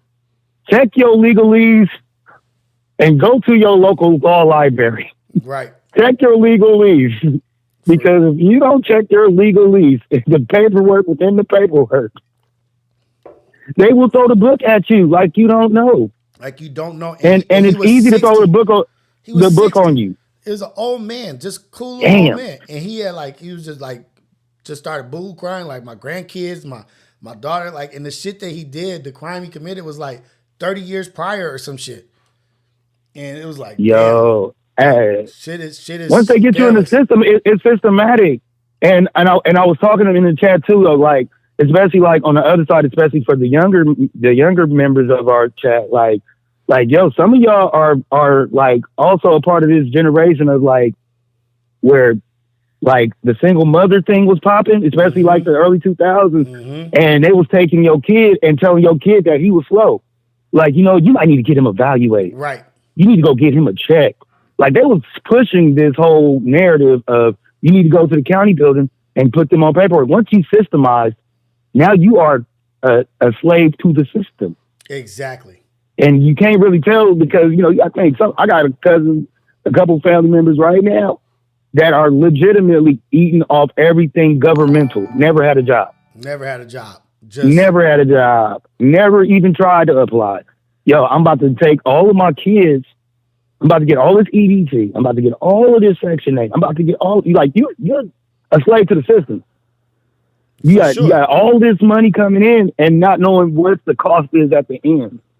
And I feel like because it's not funny, so but it's I know not you got funny it. because it's just imagine telling somebody that's been on some free shit and I don't want to call it lazy, but just been on some free shit, and then you're like, nah, man, you can't chill no more and get this money. Now you got to work for it. Motherfuckers have been conditioned to receiving easy pay, to pay for nothing, and then I gotta work for when this? you come. Hey, look, it's different when you sitting there I got my check coming in on the 1st, the 15th, the 13th, and the 17th. To now, you gonna have to work for half of that. Right. I don't even know how to apply for a job. Exactly. It's damn, you're conditioned to it. Straight up. You don't really even know that blind spot is even there until you have to see it. And it's man, the pill era is crazy because it hit black people first. Mm-hmm. They talk about the fent and everything else, but I remember them putting my auntie's children all on these pill regimens for ADHD and having learning disabilities of different sorts and being told on a regular from teachers to go to the building, from principals to go to the thing. And I'm no, this is before we even got to this point, everything else was fine. Exactly. As soon as we moved into another area, because we moved from the city to moving to Sacramento, and they tried to put my sister on the shit. And nothing was wrong with her there. But when we go to Sacramento, all of these white people were pushing this narrative. And I'm not putting it on white people, but I'm thinking that it's the system of it. Yo, y'all just used to people dealing with things differently. Mm-hmm. We learn a little differently, maybe not the way y'all are traditionally taught, but that doesn't mean that we're slow or that we're not catching on to the concept. Exactly. Don't try to play me for stupid. Right. But don't put me in a special class because the fact that y'all don't understand how I was taught earlier. It wasn't no evaluations were done. They just were your child is not catching on. You need to go down to the county building and y'all need to get your child an evaluation. you might want to be check this doctor out. I'm gonna refer you to this person, and hopefully it'll calm down their bipolar issues. You like, how are they bipolar? Because they got mad today. Exactly. How are they bipolar? And the other thing is that, like, and you put them in these isolated classes, it's not even like you're teaching to their issue. If they do have it, you just dumb down all the work. You don't even teach to their issue. All you do, the program is, we just not gonna teach them everything. We're just gonna dumb down everything because they're not smart. So let's just teach them the simple stuff and break it down in simple form, just so they could get by. No, I may have an issue, I may not have an issue, but you're not gonna try to teach to my issue. You're not even gonna try to give me to succeed or be better than what you think I am. This shit is crazy. Shit is really hey, systematic though. That's why my I always say, like, you know, the learning has to start in the home. You know, my mom threw me books and stuff, and I became a super duper nerd of sorts, where whatever I'm learning at home was stronger than what I got at school, because my mom didn't trust nobody. To this day, she don't trust the school system. Even teaching my sister now, she's like, no, I don't trust it. So let me give you these books real quick. Let me give you your own homework assignments on top of whatever they giving you, because I don't trust nothing of what they're giving you. Right, exactly. So even though I'm self-taught, I'm also learning their system too. Exactly, and it's still a trip that to this day we still don't have our own schools with all this shit that happens. Woo! You ain't lying. You ain't lying. But you know what it is. You know what it is though. You know what it is. Look, hey, as soon as one of us pick up, you know how half of our, I won't say half, I'll say 25% of our population are acting. What's this uppity Negro think he doing? Yeah. What do he think? He walk on water. It's like 25% of our culture will do this. Right. And if they got big voices, it's even worse. Like, look at this, like Crenshaw, right? Crenshaw High School. I think they usually like a population, let's say, of 2,000 or 3,000. Last year they only had less than 400 students. Barely had a football team. They're about to lose their school to a charter school. They're about to lose it to charter schools. Then Autobahn. I'm not surprised. Autobahn over here has 3 charters on its campus. Why haven't any of us come together, like, with money? Like, I would put 100, 200, 300 into a fund to get these schools to be our schools. Like, why is it not the Lakers, or somebody from the Lakers, somebody from Hollywood, one of these actors, some of these people? Y'all can't put 100,000 together each to repurpose one of these schools and buy a school that's our school in our neighborhoods. See, that's why I pay attention to what LB be doing with his schools. You ain't heard nothing bad come out of that. No, but I think it's covered in what we think, because he's running 2 of them, one in Akron and one in Cleveland, and he be out there doing his thing, putting his hand in the dirt, and it's hard to do. Like, we don't have many. It's like, we are like only 12% of this national population. It is hard as hell to find us as educators, and it's even harder to find us as professors, to go in them higher levels of education to try to create the curriculum for our very own. Collectively, we can do it, but at the same time, who's signing up? GFS. No. I'm not going to give us that crutch right there, because, and I hear what you're saying, but do you know that during COVID, these motherfuckers was putting together schools in their backyard? They were putting schools together. They were paying a teacher more than what schools were paying a teacher. So, like, the parents would come together and say it's 15 students. They were paying the teacher $130,000 to teach their kids at school in their backyard. It was called backyard learning. And all they did was just get a teacher, and they were doing homeschooling, but they were starting, it's like way easier than what we make it. And I'm not even talking about on a grand scale, like LeBron James building a brand new school, but we're not even putting together 10 student classrooms for our own families as a community. Like me and I give you that. Like, we're not putting together building our garage out to be a classroom. Oh, our kids, all of our cousins, all of our nieces and nephews is all home studied, and we have 2 garages that are classes. And really, if you have an isolated system like that, you could teach your child in 2 hours more than what they teach a kid in a full day. Right. And then you can have the rest I feel you on that. But we have to just get into the mode and the thought process of, we can do this shit ourselves. if y'all paying $2,000 to $10,000 for kids to be homeschooled, why don't we all get together, use that money to go build programs or go travel or do this and that? But we're all homeschooling. Oh, you want this? This month we're learning about Egypt. Guess what? We're going to go to Egypt for a week, and then come back home and do this. Like it's a lot that we could do. No, I definitely say you're right in that regard. Like if we pull up and we group up, for sure, it can be done. Yeah, I'm not saying that part. I'm just saying this as far as us like having our educational centers. If we're pulling that route, right, then that one takes a little bit more of a comprehensive approach. Right. But if we just saying as a community, hey, look, I got this class on Mondays and Tuesdays. Rios, you got this on Wednesdays and Thursdays. We're going to get this physical education thing going on Fridays, and we setting it up in schedule. It can be done. I mean, you set it up every morning for when you take your kids to school, when you feed them breakfast, right. when, you're timely, right? Right? We all are timely in some shape or form or fashion, so it can be done. It can be created. I just believe that, because of how some of us are programmed, like, the hustle always outweighs the education. Right. It's like, I got to pay for shit. I don't know if I got enough time to invest in the education over making sure that we keep the lights on. Right. And somebody just said, and that be us as minorities. Or just move where the great public schools are located. True. Yeah, true. Right. But who can afford that? But right. That's what I'm saying. Yeah. Hey, look. Hey, you know what it is? It's we in the black or the red, bro. We ain't always in the black. We dance on the gray. A lot of us as minorities dance on the gray really well. Okay. We're not too high. We're not too low. But we ain't got that debt. We don't got that. I bet you, we are looking at our debts way harsher and with more precision than we can look into our actual like assets that we can present to our people. Right. Because it's like you want to give, but then again, do I have enough hours in the day to make money and still give?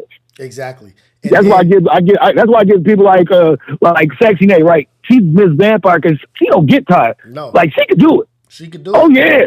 Man, 12 hours, 14 hours. Man, hey, she got the time and she's willing. But then you got some people who's like, I got to keep running. We have to recognize that, right? Like in our community, within our structure, we have to recognize the Sexy Nays like, oh shit. Nigga, let's pay Nay to do this. She's got all of the qualities, all of the attributes to be this for us. Whatever that title is, whatever that thing is, like security of arms, I don't know, just say anything. Why don't we pay our people that are qualified and skilled at this to be that for us? Like if she has shown every attribute to fulfill that, why are we not doing it? And we have people but we just have to get out of that mindset of looking outside and build that Black Wall Street back up again. You know what I mean? Like let's build it up with the ones that are skilled in the area that they're skilled at, and just move from a small block. It don't have to. It could be an apartment building, and then you build out. I think collectively we all want to do that, but like I said, we PTSD. Every time a good plan or idea is built, how long do we have until that thing gets burnt down? Right. How long? That's the question mark. Nobody wants to be a martyr out here. I used to do real estate appraisals, right? And before the market crashed, and that was one of my favorite jobs. Real estate appraisals, going out to houses, doing comparables and adding value or deducting value from houses, depending on model matches or overmatch or whatever. And I used to work for this one dude, but he used to send me on jobs in like Burbank. And this one dude used to buy houses. He was like Armenian or whatever. He used to buy houses for his people. So he would buy a house and they would build that house up, right? Then the family would live in the house while they building it up, living in there. But the whole family, everybody would come and build that up. And then they take money out from that house and go buy the other family member a house. And then go build that house up. Yeah. And I've seen that a lot. And so when they build the house up, they would, and I think you can't do this shit, you're not supposed to. they would ask, like, what do I have to do to bring up, when I refinance this, to bring it up this much more money? Like, well, you need to add this much more gross living area. You need to add a bathroom and you need to add a bedroom. And then the value may come in at $150,000 more. And guess what they would do?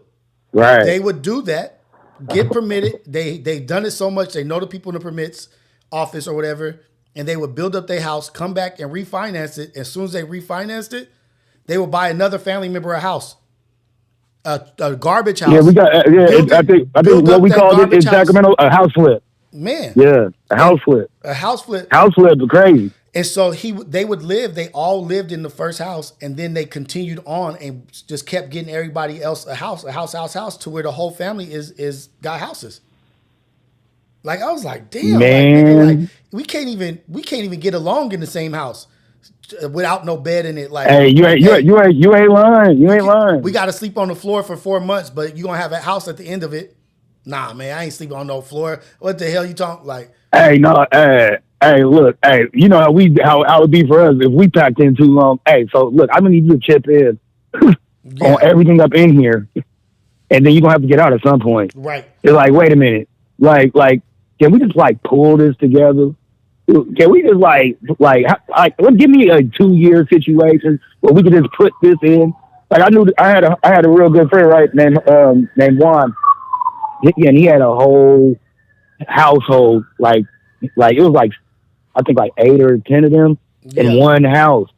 But the way that he's working, he's like, Mark, I got like 3 jobs, and then my uncle, he got about 2 or 3, and we all kind of all staying in the same home. But I'm close to buying my next house. I already done got it down. I'm like, what? Mind you, he been working on it for like 3-4 years. I'm like, Mom, really about to buy? He's like, yeah. And he moved half of the family into his house from the house that his grandmother had bought. So I'm like, it could be done, but culturally, we won't do it. We will not look to help us for the sake of our own shit. And we won't do it. Just won't. And then the other thing is, like, why do we don't pull together like as a family, right? Like as a family, but it's because of trust issues. And after this, I'm gonna get off and I'm gonna do super chats. But it's trust issues. Like, why don't we ever pull together between 10 people or 20 people, $5,000 from 20 people, right? And we put it in a fund.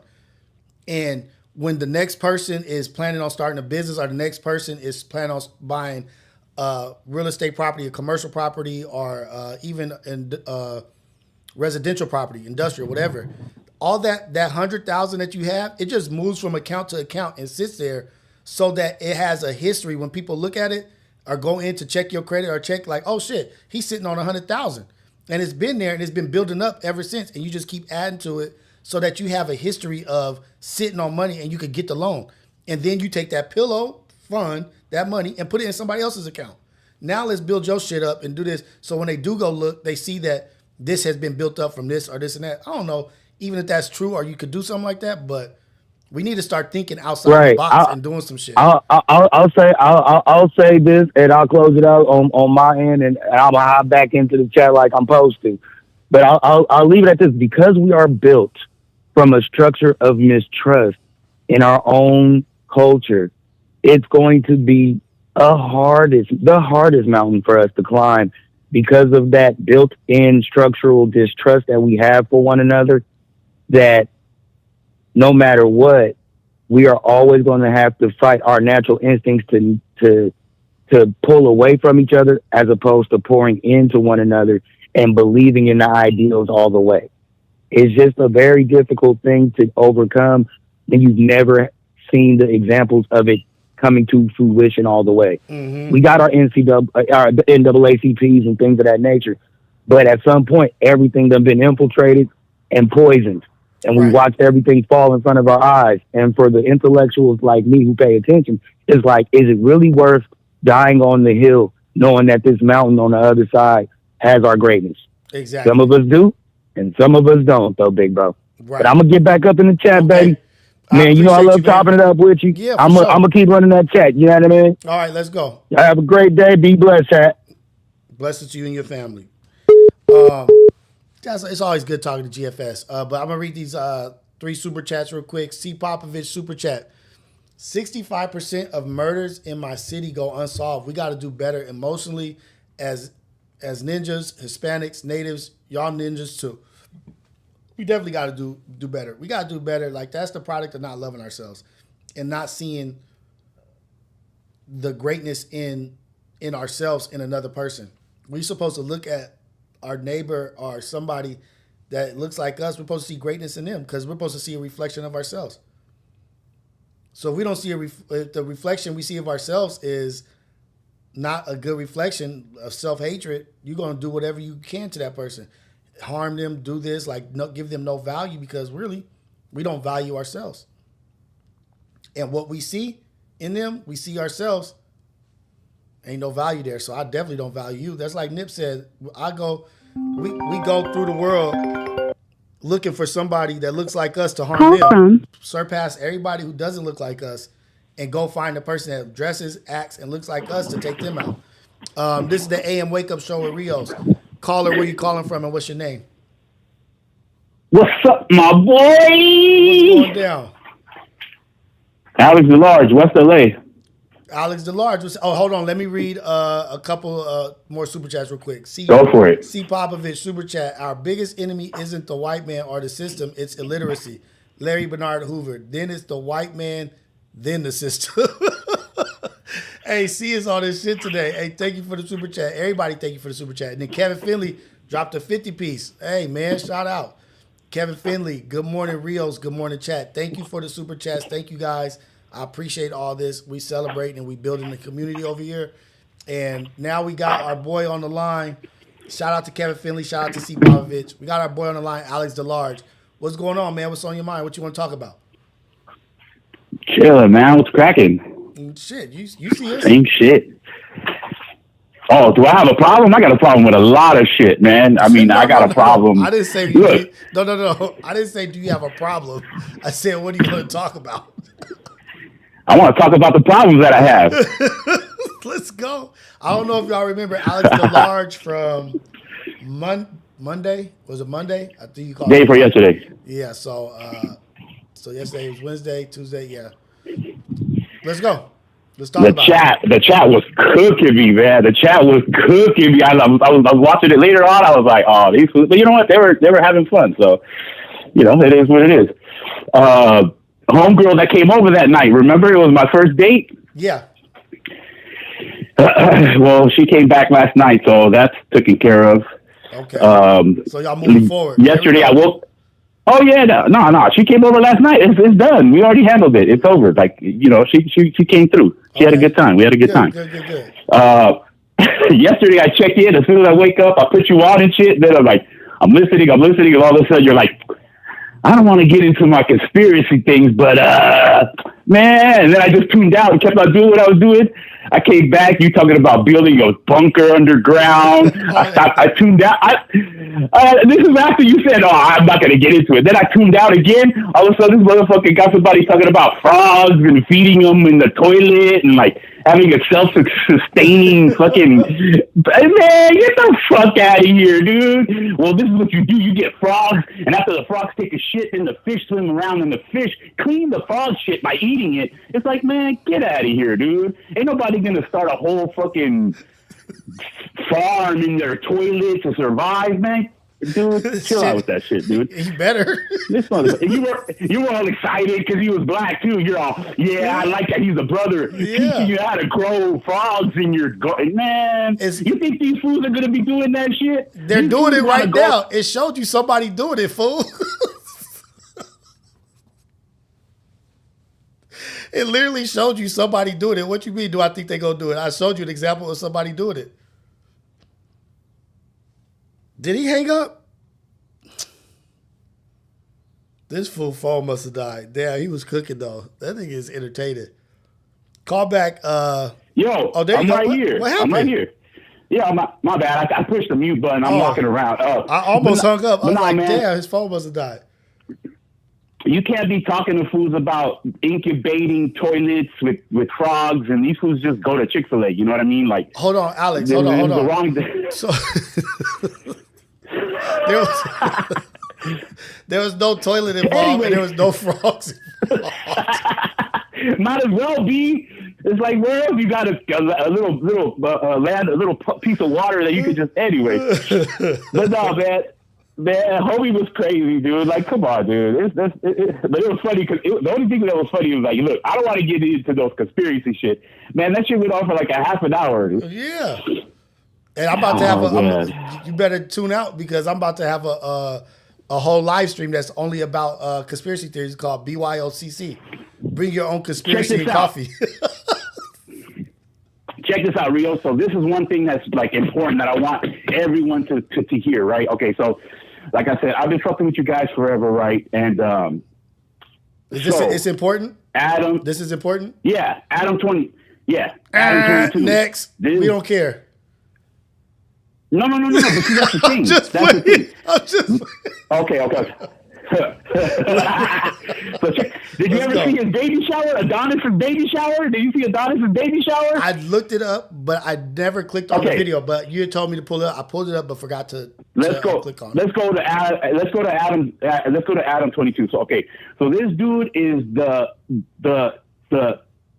perfect example of somebody that's been programmed to think a certain way, all right? And it doesn't even matter what the real facts are going on in the world. They're going to think the way their parents and their group, their community has taught them. So this dude, right before the Super Bowl, I forgot what Super Bowl it was, right? Mm-hmm. There was an episode. This is after you guys left. I don't even know how I listened to this shit. Oh, you know what? No. It was one of the last episodes when him and T-Rail sat down together. And I tune in, and Adam 22 was talking about they don't. I have it recorded. I put it up on the Reddit. He was talking about they don't want a white man. Nobody wants a white heterosexual man to be part of their campaign, their advertisement. Nobody wants that. Nobody wants a straight white man. And Terrell's like, what are you talking about? He's like, no, nobody wants a straight white man to be head of their corporation. It's just not. It's not PC anymore. It's not cool. It's got to be. And Terrell's like, that's not true.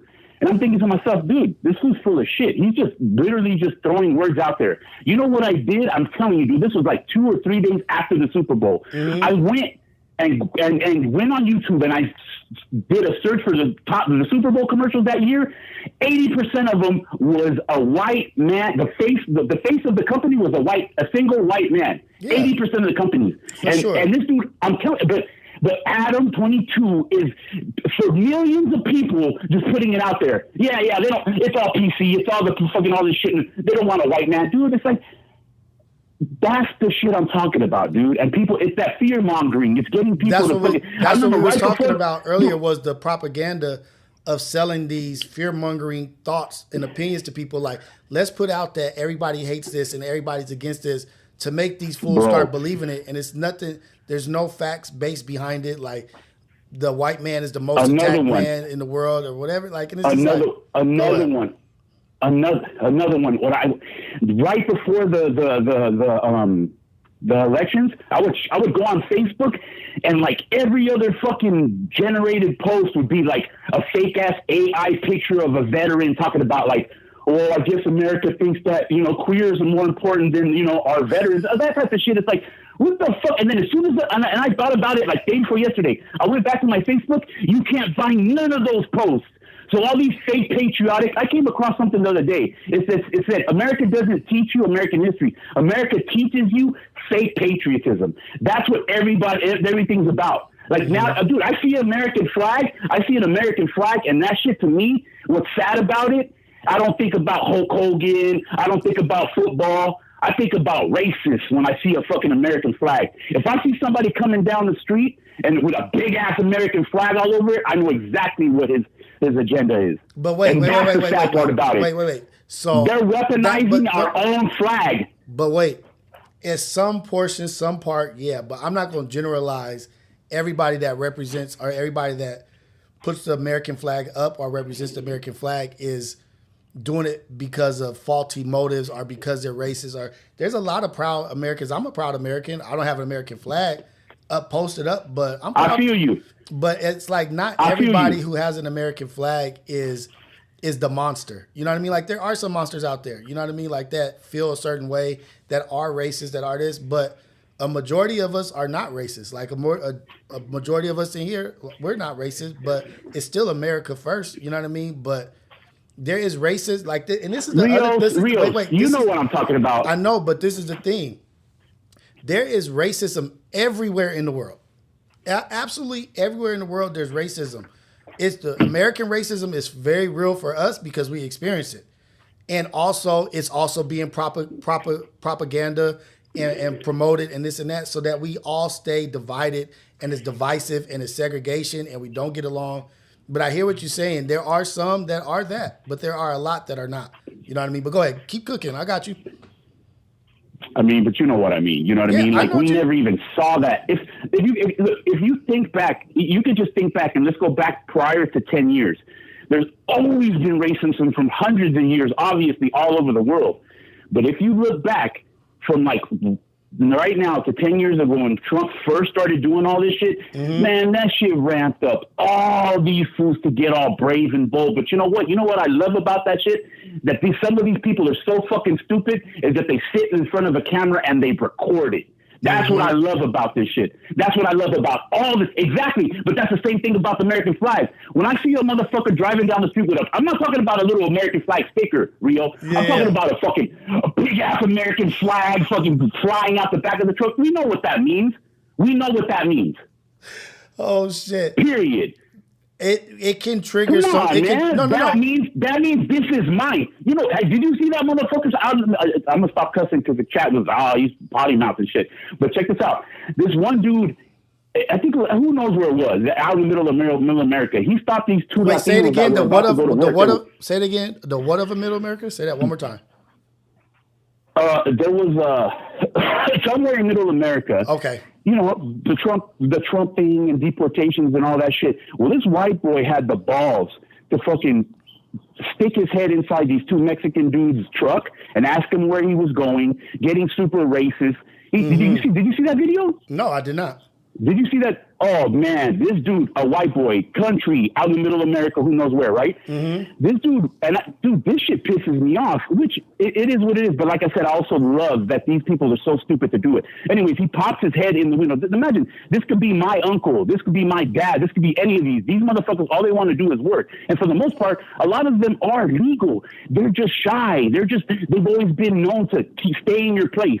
You're right. Mexican. You're not from here. Stay in your place. So that's all they do. That they stay in their place. Anyway, this dude pops his head in the window. He goes, "Where are you guys going? You guys are illegal?" Like it looks straight out of a movie. Like one of those bully white kids that was bullying these two Mexican dudes. Yeah. Dude, long story short, this motherfucker is going to jail for kidnapping, and false imprisonment. Like he's got a list of shit that he did just because he thought he was doing what the president wanted him to do, which is harass illegals. It's a problem, man. Right. That shit is very dangerous, man. These people don't understand how quick. Let me go back to Top 5. Top 5 had just got out of jail after he was preaching positivity. Top 5, preaching positivity. The first day he gets out of jail, he goes to Act and Aiden and starts literally fucking putting together a war. People think it's a fucking joke, man. That shit is serious. No, the shit that he was saying about Kendrick Lamar. Let me stop. It's crazy, I agree. Man. So I agree with you. Everything you're saying is right. I agree. But that's why the importance of messaging is like knowing what you're saying and how you speak. You can speak life or death in somebody. You have to be careful with what you say because people will misinterpret it and use it in a different manner. So you have to be careful at how you say things, and you really have to be intelligent of if you're going to be a public speaker and talking to the public and doing things like that, you have to know that there's going to be a piece of the pie that's crazy that's going to be like, oh, he's messaging, he's talking directly to me to be that for him. Oh, he needs us to be the soldiers for him. And it's crazy people that are going to use your messaging to fit their narrative, just like people use the Bible, people use this, people use that to fit their narrative and their messaging. And you're right about that, but that's why we have to be so careful. You know what I mean? And I'm not that Top 5. Like he's got issues or whatever is going on with him. You know what I mean? But you got to watch what you say. You got to watch the messaging that's coming out. But go ahead. You cook and go. No. But that's what I'm saying. But look, and I'm besides the point of which Aiden and I was just because I've been getting into a lot of reactors. Yeah, somebody broke down the timeline. So homeboy got top 5. Never heard of him. He looks like a fucking complete JCat tweaker loser, right? No one's ever heard of him. The first homeboy was breaking it down. He goes, check this out. He was working with a podcaster, say like me, say I'm top 5 and I'm in jail. What he was doing, he was calling a podcaster and he was just explaining to him, oh, I played baseball. I'm not really a criminal. The whole thing was they were going to make it seem like that was his act. They couldn't, in Canada, you can't miss any of your social media, any of your music. So that was out the window. What they were saying is, oh, he's just an act. He's playing a tough guy because in hip hop, that's a whole other thing, man. Hip hop is not about that, man. You guys are on the biggest platform or the biggest crew in West Coast. West Coast, man, everyone with hip hop had a bigger message than fucking kill everybody and you're better than everybody. Hip hop had a big message. Like literally, I go back and listen to the music I was listening to, man. I was 11 years old, listening to X Clan, listening to Ice Cube, listening to all that shit. Like they were talking about shit. They'll talk about killing someone. They'll talk about fucking the government. They'll talk about, what the black people had to go through, what you have to go through now. And I took all those lessons, and it was the same shit to me, and I know what they go through. And the people like Adam 22 never been around colored people at all, ever. They don't know how to act. They don't have that compassion for people like that. Adam never grew around with any black friends, any black relatives, so they don't have compassion for black people or brown people. He was surrounded by white people. Look, he grew up right next to Boston. That's the most racist area of America when it comes to verbalizing it. The fans over from Boston are terrible. Like, this shit's serious. That's what I'm saying. When somebody like a tweaker, like this loser, like top 5 comes out and academics want the benefit of it from it, I'm telling you, he was in jail. He got out of jail because he worked with this podcaster, and in court they were like, oh no, he's out there. To the point, I forgot the guy's name. He's calling up now and he's being like, and he's a real like a motivational hip hop dude, like Strong. He was condemning that dude top 5. He goes, look, he was using me when he was in jail. I was calling him up. We were building his case. We were putting it out that he was a strong man. And the first thing he does, the very next day when he's out, he tries to put together, he gets on Ack and Aiden and tries to put this together. Dude, these guys are complete crash outs. So after he's gone and so-and-so's killing so-and-so and so-and-so's killing so-and-so, you never even heard of these guys. They flicker and they're gone. Right. You know what I mean? It's like, and there's so many people like, dude, it's crazy, man. And I'm telling you, people think it's a joke. But no, man, the shit he was saying about Kendrick, that shit is dangerous.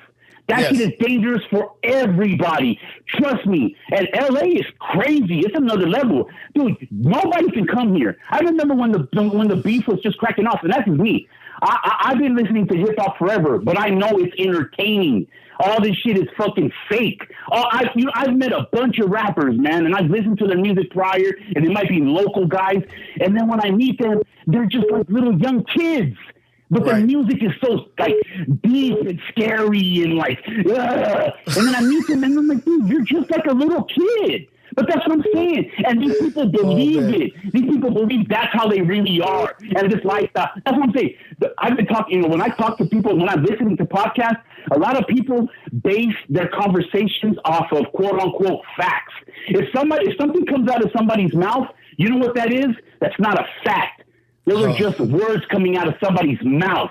That's the problem. That's the problem with people like Act. And you know what?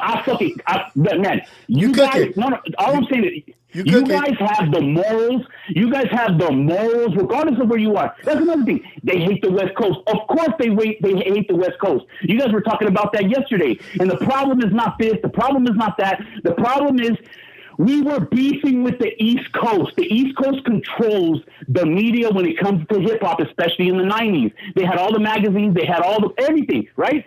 That's where you go to. East Coast, they started, blah, blah, blah. The point is, we were beefing with them. Now what they do, all kinds of little jabs. Kendrick Lamar, he's all, and all of them were listening to it. They're like, oh, that one slaps, that one slaps, that one slaps. Okay, wait, Alex, you jumped to a lot of things, and I appreciate what you're talking about or whatever. But we got to spend more time on one, like when you bring up a topic or like a fact. let's spend more time on that before we go to the next theme. You're doing a good job. You bringing up the things that you care about and the things that are your opinions. But next time that you call in, let's speak to give me a chance or give yourself a chance to speak to some of those things that you're talking about so that it can be more engaging for the chat, because basically you just went through a whole line. Like you just emptied your clip on the whole chat. Like you emptied right. They're over there. So like get a few rounds off, and then like how do you feel about that? And then let's engage and talk about it. But you're doing a good job. It's all good. I'm not mad about it. But now I got to move on to the next caller because you kind of went through everything, and we'll talk about it. Get in the chat. Keep bringing up some of your more priority points, and we'll talk about it. I'll try to answer them and talk to them. But next time, just like give a few seconds in between so we can talk about it. I feel like you just came in here just. Let me take this next call. I appreciate you, Alex. Have a good one. All right, peace. Call from. Yeah. Hey man, that was funny. Hey, shout out to Alex, man, for getting his narrative off. His tact and his delivery just got to slow down a little bit. This is the AM Wake Up Show with Rios. Caller, where you calling from and what's your name? Yo, what's up, Rios? It's Biz, man. I'm so NY like the folks that make PlayStation, man. I'm from New York, man. Let's go. New York in the building. What's happening? What's going down? Is he Ace Boy Alex? Like, what's going on? Alex is all one. Like, he's taking up all the time. Like, I just want to get through, bro. What's up with him? Alex was going in, and I was trying to get. And I don't want to ever cut anybody off or be impatient with anybody because they got something to talk about. But if he would just slow down a little bit, like, and give space and give like an opportunity for like somebody to talk to him also in the conversation. Right. It's like he just had a conversation with himself. Like he was just yelling at himself right now. Like walking, pacing in his room, like, and then this is what's going on. Like, wait, Alex, let me talk, homie. Yeah, he gives me like Starbucks vibes. Like he worked at Starbucks or something. He's hype. Like, so with him, man. Hey, but he coming from a good place though. That's the one thing. Like he's yeah. It's all love, man. It's all love, and I appreciate him. I just wanted to call him. My fault, guy. No, go ahead, guys. You good? I just wanted to call and give you your flowers, man. Like I like your shows. And I got a little request. You know what I'm saying? Yeah, what's up, man? I want you to get the reality check with Rios, with Trey, and Smack. I need those two. So Trey and Smack. You want Trey and Smack for sure? Yeah, and double back on King. Because you and King got good convo, man. I'm actually gonna bring King back. That's for sure. And I'm definitely waiting. Yeah, I haven't reached out to Smack yet, but I'm definitely want Trey, Pun. But I'm just giving everybody their time to where they feel comfortable to come. You know what I mean? I don't want to pressure. Hey, baby. Right. I don't want to pressure anybody to feel like they have to do it. You know what I mean? Like, nah, just come when you feel like it. When you in a good place or in a good spot, just slide through. And that's what that is with my brothers. But I do need to reach out to Smack because I would love to sit down with Smack and do a double back with Keem and get him back over here because Keem is for sure a beast in this game. Yeah, that's all I wanted to say, man. I just wanted to shout you out and tell Alex, easy on the coffee, man. You drinking too much coffee this morning, man, for real. Hey, every time, I'm going to blame it on the girl because every time he call in, he just getting off a date with that one girl, so. Yeah, he tripping, man. He might be honey packed up. He might be coffeeed up. We don't know what. He might be. Yeah, he on Red Bull. He on Red Bull time. Viagra. We don't know what's going on. All right, brother. Thank you for calling in. I appreciate you, man. Have a good one. Have a good one, man. Call from. Hey, this is the AM Wake Up Show with Rios, the greatest morning show in the world. Craig, caller, where you calling from and what's your name? What's happening? I was talking Rios, it's Angel from Linwood. I'm right here just. What's up, Angel? What's up, Inglewood? What's happening? No, Linwood, my bad. England. What's up, man? No, Linwood. Yeah, it's right next to Compton. Okay, let's go. Linwood, I'm just as excited for Linwood as I am Inglewood, just so you know. What's up, Linwood? What's happening?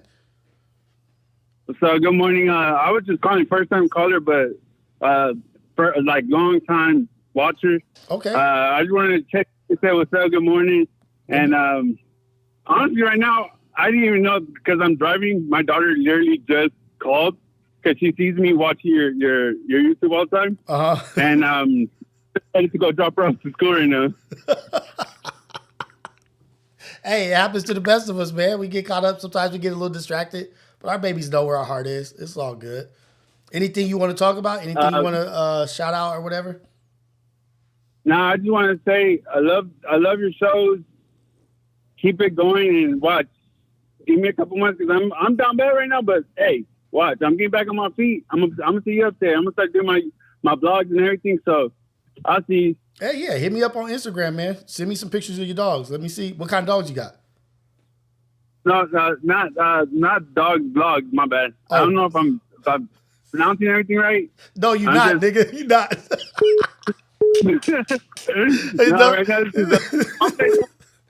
Hey, shout out. Yeah, man. Shout out to you, man. Thank you for calling in. Call in whenever you feel like it. Blessings to you and your family, brother. Have a good one. You too. Call from Cool Dad Car Care. Hey, my dude Cash. The AM Wake Up Show, the best morning show in the world with Rios. My guy Cash. What's happening? What's good with it, cuz? How you feeling, man? I'm good morning. Good morning. I'm good, man. I can't complain. Good morning to you, man. Good morning to New Orleans. What's happening? Oh yeah, man. We 32 degrees out here, so I'm taking a little slow day to get outside. I'm dragging my feet to get outside, but I got to get out there. Yeah, man. That's that cold to get to your bones right there. Yeah, man. That's that. You got to put on 2 jackets and some thermals. Okay, let's go. What's up, man? What's on your mind? What's going down? Hey, man, I just want to drop some jewels, man. I heard the 2 callers, man. Pat Alex, he definitely needs to slow down a little bit so we can really understand what he's trying to convey, so we can at least give him some type of, you know what I'm saying? That's what I was trying to tell him. You know what I mean? I was trying to give him some constructive criticism. Like, you got some stuff. You saying some good shit, but you just keep saying shit after shit after shit, good stuff after good stuff, but you don't give no space for us to dialogue about that shit. But go, yeah, for sure. Facts. So I'm sitting here, got my tea and my joint, of course, just enjoying the chat, man. Shout out to the chat, man. Again, you know me, I just want to leave some jewels, man. The jewels is my same jewel, man. Continue to be intentional. The more you're intentional, the more you're intentional, the more you're going to become the better version of you. And I honestly could say you helped me out on my journey, cuz, with that book. And, man, when I tell you, bruh, I'm an advocate for the power of now. Everybody I know that's going through something and asks me something, I go up, we dialogue, and then I tell them, hey, look, you need to fill your body up with some good knowledge. And they're like, man, what you talking about? I'm like, man, go read this book. Start right here. And whatever you feel like after is where you go, because I can't direct you to tell you to go buy the second book that I have, the 4 Agreements, because if that's not where you at, that's not what you're going to want to, want to read or want to go through. So I say, man, get this book, read this book. I said, if you want to do the Audible, listen to it and go from there. I say, but after you finish this book, you're going to have a great direction on where you need to be. For sure. 100%. And I mean, see, man, I called you, cuz, and I was damn near on the ledge, cuz. Don't push me because I'm close to it. Yeah, don't push me because I'm close to the edge. I didn't walk down. But look, that Eckhart Tolle, follow him on Instagram too. Eckhart Tolle, the author. The author? He has an Instagram? He has an Instagram, and he be having like daily quotes. I probably should start doing his quotes in the morning. But Eckhart Tolle is dope, man. Like, he's really dope. The Power Now is a great book. And he has follow-up books for that too. So, but just concentrate on Power Now for now. But follow up with Eckhart Tolle. When you're ready. Exactly. But Power Now has so many gems in it, so many jewels that you could like literally read a page, 2 pages, 3 pages, 4 pages, a chapter, whatever, and you could sit with that shit all day, like just thinking about it. Yes. Like, damn. Yes. And you just be like, damn, bro, like, damn, I could see this now. And then even when you reading it, he tell you don't read it from an intellectual standpoint. Read it from an open standpoint. So even if you reading it and you start getting intellectual while you reading it, it's not gonna make sense. Right. It's gonna make you have to reread that whole sentence or that paragraph again so that you could get a better understanding when you're more open and accepting of really understanding what he's saying. And that's like yesterday, man, watching a documentary. I heard what your uncle-in-law said, and I had to post that. Oh, man. dude, I love that. I reposted it too. because hard. If you never risk failure. If you don't risk failure, you don't know successes. And that shit deep because, bro, you have to teeter the line of losing everything to gain everything. And it's just, that was deep. So when I heard it, I had to go back and like, I gotta repost this. Dude. And I mean, it was only right because, you know, I try to motivate, you know, the people that see my page and everything. You know, I don't just post my cult stuff or post me having fun. I try to get them some knowledge and some game because, I mean, I'm getting it from my big homies. Mm-hmm. And, I mean, I got little homies looking up to me. Exactly. So, boom. You know, that's like you. You the older homie. Mm-hmm. So, at the end of the day, the older homie put some games on me because the older homie won't see me become the older homie. And I got little homies under me, so if they going through it and I'm getting the knowledge from up top, why not slide the knowledge down? Exactly. So, and it's like sometimes we need to simplify shit, right? Like sometimes we overthink everything, try to make everything more difficult than what it is. Like I just went to his page right now, Eckhart Tolle, and like the first quote in there is, like, this is like so simple to understand. No matter how long your journey appears to be, there is never more than this. One step, one breath, one moment. Now. The only thing that is the only thing that's real is right now. It may be a long journey, but really, actually, all it is just this moment right here, now. Like he has gems. Don't let the fear rise up into your mind. Use the power of now. Fear cannot prevail against it. If you, because fear is not in the moment. You know what I mean? Like, nope. And I tell everybody, darkness, there's always light in darkness. You are the light, but you only know you're the light when you're present. When you're in the now, you can understand that darkness is in now. Right. Because now is what you're seeing in front of you at the moment. Exactly. Man, I'm talking about, man, look, man, you that book, man, you done helped me change my mindset so much, bro. I'm telling you. Go ahead. I'm listening. Different person. I'm talking about, man, Wednesday, I'm at the No Cap concert with a couple of homies, and I almost got tricked off my spot. I ain't gonna even cap you down because some shit hit my phone, and it was on some messy shit. So I'm mad. I'm like, look, I go to going off on everybody involved, and then after about 10 minutes in, I think about it, and I'm like, man, I just was unconscious. I say because this was an unconscious act for me to act out like that. Exactly. Right now, I'm at a concert, and none of that matters. So I hit everybody I just recently went off on, and I was like, hey, look, I apologize for even going and bringing that up. I probably ruined your night. I didn't mean to. I'm groovy. We groovy, and let's drop it. Man, you know, Thursday, my phone was off the hook last week because everybody like, you good? You show you good. Like, they not used to me taking that approach. Yeah. They used to, you know what I'm saying? The aftermath. They used to the aftermath. Like, nah, so I know this nigga tripping.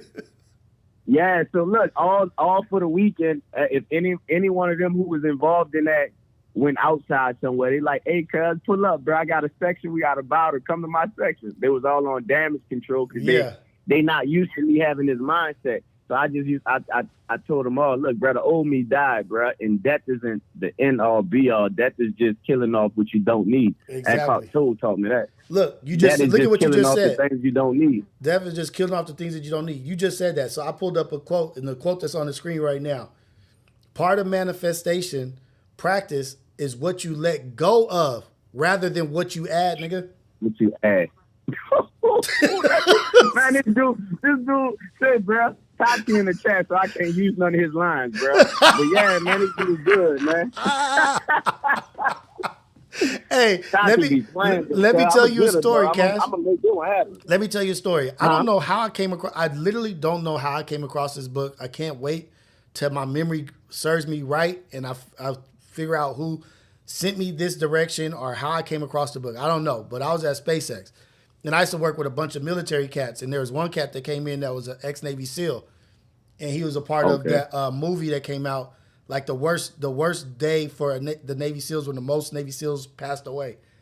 He's in the end of the movie with those guys, and I'm not gonna say his name. I'm not gonna say where he's from because he like his privacy or whatever. But that dude was so vicious. But I started reading The Power of Now. I started working out with him, right? He started teaching me to combat swim, taking me shooting with the Glock and all kind of stuff. And so I started training with the Navy SEAL. But because I read The Power of Now, it led me to other Navy SEALs and training with other Navy SEALs and kids that were going to BUDS, that were training to go to BUDS, which is the program, the physical shit that you got to get through to become a Navy SEAL. And so I was working out with them, and I think I was like... A special program. Yeah, I think I was like 30, 31, and a lot of these kids was like 21, 22. So I was like the old cat. But reading The Power of Now, nigga, that shit had me in the middle of the fucking ocean. And I literally was a horrible swimmer, but because I read that book, it had me out in the middle of the ocean doing combat swim with my swim partner, and I started panicking, like, oh shit, nigga, why am I out here?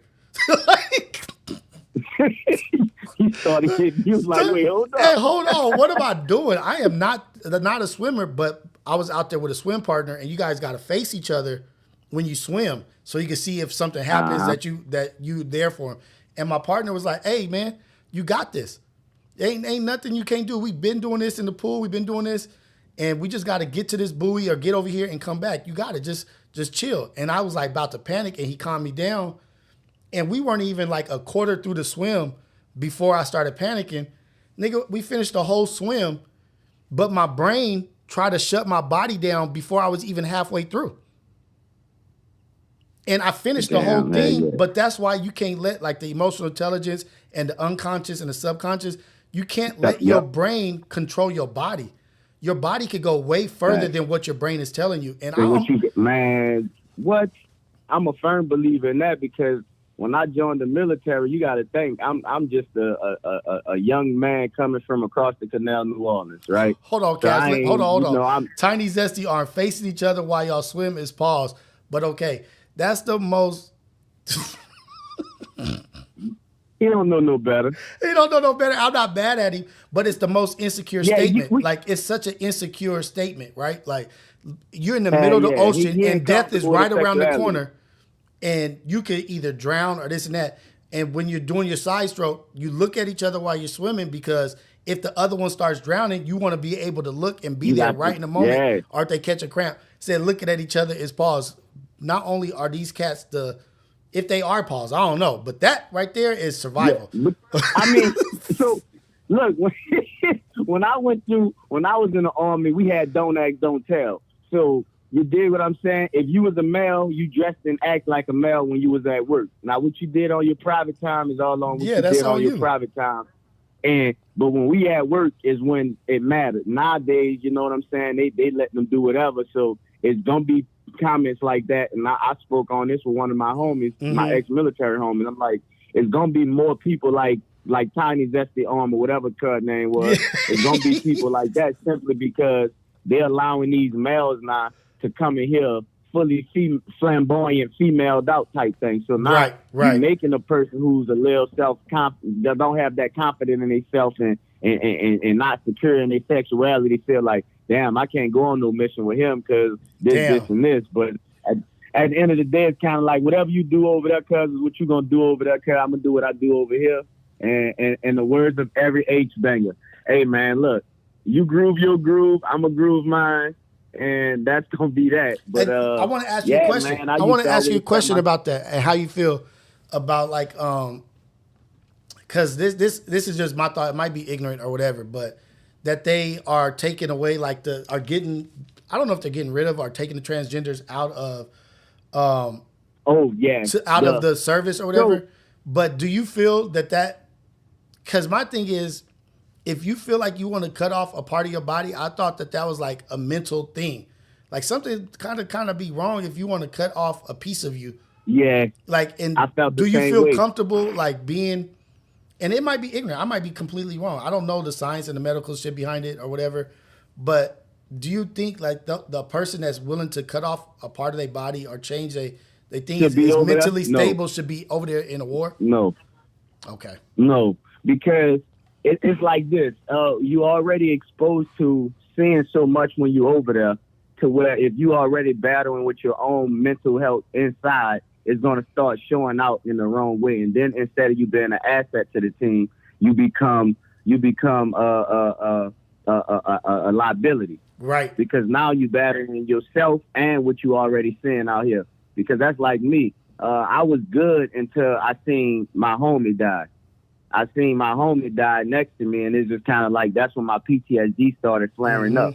So when I got blown up and got into my rollover, at this point, they like, you have to go, whether it wasn't bad or not, simply because you're going to have some trauma from your rollover, and you bringing in that trauma already from seeing this unknown soldier, getting killed like that. So it was just a whole bunch of stuff. And I just tell people, like, you go through so much when you in war to where you don't need none of that personal baggage. You need to go over that clean slate because, man, you see so much stuff over there, bruh. I could definitely be a surgeon because of the inside body parts I done seen in Afghanistan. Damn. And it's just me being real. My bunker, where we stayed at, was next to the burn pit. So I came home, and for like 8 to 10 years, I was smelling dead and burning bodies. Like, it's to the point where the VA used to have to give me the salt packs in my nose to kind of like try to get me from not smelling that, because when I smelled it, it brought back it brought back a lot of memories. It brought back the trauma. Yeah, it brought back a lot of memories, and it started getting too bad. I started acting as if I was in that situation. Like I said, today I'm in a better mindset with my PTSD, with my anger, with my outlook, understanding that every thought that my mind tell me to think on isn't real. So you know what I'm saying? I just do my thing. I mean, shit, at my age, it's only right that I started understanding myself and saying I'm not going to wait for the VA to fix me. I need to fix myself. So, right. You know what I'm saying? And that's incredible because, like, people like the power now, like somebody will look at those quotes and be like, y'all tripping, y'all on some other shit. But people don't really realize that quotes and shit like that is medicine for people that it's literally medicine for my brain. You know what I mean? To rebalance myself, to give me back like, oh, what's important, what's right. You can't be like this. You got to be on this. And for somebody that's been through what you've been through and the trials and tribulations of your life, to be through all those things and then to be able to read some quotes and read a book like that and be like, this shit changed my life. That shows the power of books and the power of reading and messaging, because that shit, I just am so impressed with how that can be. You know what I mean? Like, the part of manifestation practice is what you let go of.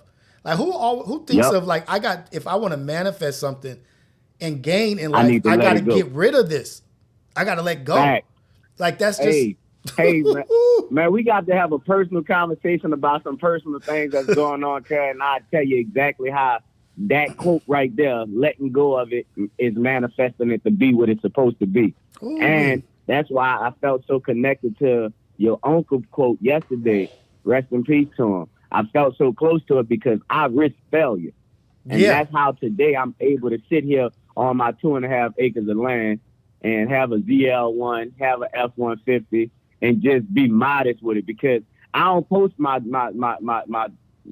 prized possessions. Like, I'm really, like, my front yard is really a park. You could play softball in my front yard. There we go. Let's go. So I really could pop my shit if I want to. However, I'd be humble because I understand what not having it had.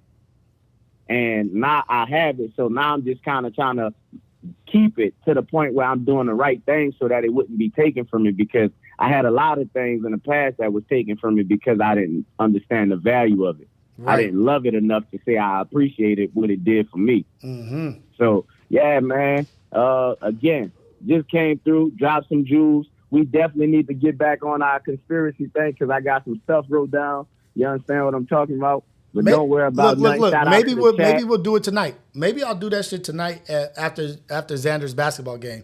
We'll get into conspiracy theories tonight. What time your time? What time your time? So I can make sure I'm from the gym. You know, I got a gym, man. I got a gym, man. I gym 5 days a week, man. Monday through Friday, I'm in the gym. So I'll do I ain't no pushover. He'll do. His game is at 6, so we'll probably be home by like 7. And so like 7:30, I'll do the because I told the chat yesterday in the Imperfectly Relatable that if we hit our goal, I would do a live stream for the conspiracy thing. So we'll do it tonight at 7:30. Yeah.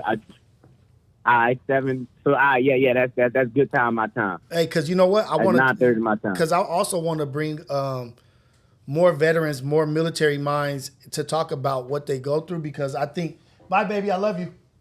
Have a good day, okay? Can I read your thing you wrote to the chat? No. I want to read that so bad. Please. Oh man, my daughter wrote something Big yesterday. T Super. Shout out to you, cuz. Hey. New Orleans in the building. Hey, but I forgot what I was talking about. Oh, just because us as civilians, bringing more. We really have no idea of what you guys really go through, and like the magnitude of the stress that you guys go through on a daily. Because I had a cousin that went into the Army, I think, or I'm not sure if the Army or the Marines, but she's just a little innocent young lady. She was like going in. She wanted to do the thing in the FBI or in where you autopsies or whatever. Like you do autopsies and find out. So she went to school for that, but then she graduated, got her degree, and then she joined the military. And the first place she went in the military was Fallujah. Ooh. And all she did was process bodies. She just processed bodies in Fallujah, and she has so many. Like, I don't like talking to people when they. Not that I don't like talking to. I like people to share on their own. I don't want to pry. Yeah. I don't want to be any way like that, right? But she was just telling us that some of the bodies were coming back with like orange stuff around their mouth and around their ears, and they couldn't figure out what the orange stuff was, and just little shit like that. Like, we have no idea about those stories. Right. And then whatever she was around had caused like something something with her body, where she was like had some shit going on, and they couldn't even tell her what the fuck was happening. Like, they literally didn't have anything for her to heal, and it just had to it created a hole, and it just had to die on its own. You know what I mean? And it was just like an open wound. Yeah, that's crazy. On its own, and it was that's what I was definitely about to say. Definitely speak to a woman vet, because man, I just be hearing some of my battle buddies and how they be speaking, and I'd be like, damn, bro, you wouldn't even understand the trauma that women go through in the military. And that's because everybody is basically living in their own individual world. And because I was the 300 soldier, I was just doing my own thing. Like, they allowed me to do whatever I wanted to do type shit. And then once they found out who my dad was and how high he was in the military, they just kind of was like, if he not messing up, just let him do his thing, because, I mean, this is his dad. And when they see who my dad is, they like, damn, so you got to live up to these footsteps. And I'm like, I ain't going to live up to Cub's footsteps, because I barely even know Cub. Like, y'all know him more than me. So I'm like, I'm going to just be me. And I mean, I'm a competitor by nature. So me doing my competitor things was just something that I already had in me from growing up.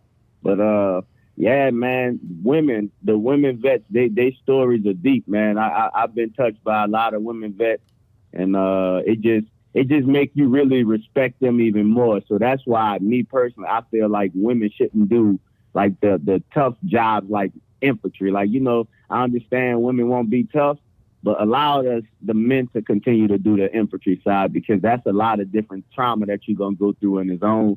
And you're going to have these people like these predators that's in the military, and you infantry, right? Right. So they trying to push up on you because you infantry, and nobody gonna listen to you because they already think infantry people crazy. Exactly. So now you about to experience spend your whole time in the service hiding from this, because nobody believed what you're saying, because when you told them, they was like, oh, you probably just imagine that. Oh, what unit you in? Oh, you in the 101? Oh, man, yeah, y'all be fucking shit up. Y'all be, so they not worrying about what you're going through privately or personally. They only know what the base telling you. Oh, yeah, the 101, they come out the helicopters and they fuck shit up and they leave. Right. Yeah, we do that. Oh, yeah, y'all beasts. Y'all some beasts. Good shit to y'all. Like, nah, nigga, I got some issues. I want to talk.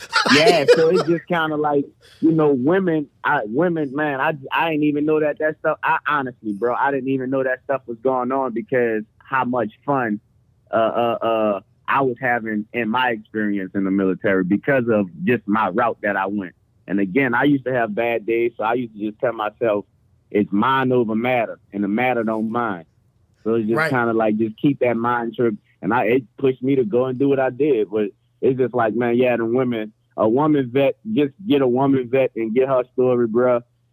We'll definitely learn a whole lot about a whole lot because, man, they just have so many more, just like, this is the thing like that.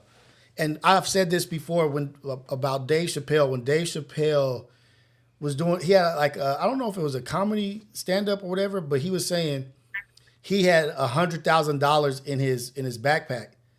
And he wanted to, he was on the other side of town and it was late at night and he needed to get that $100,000 back to his house.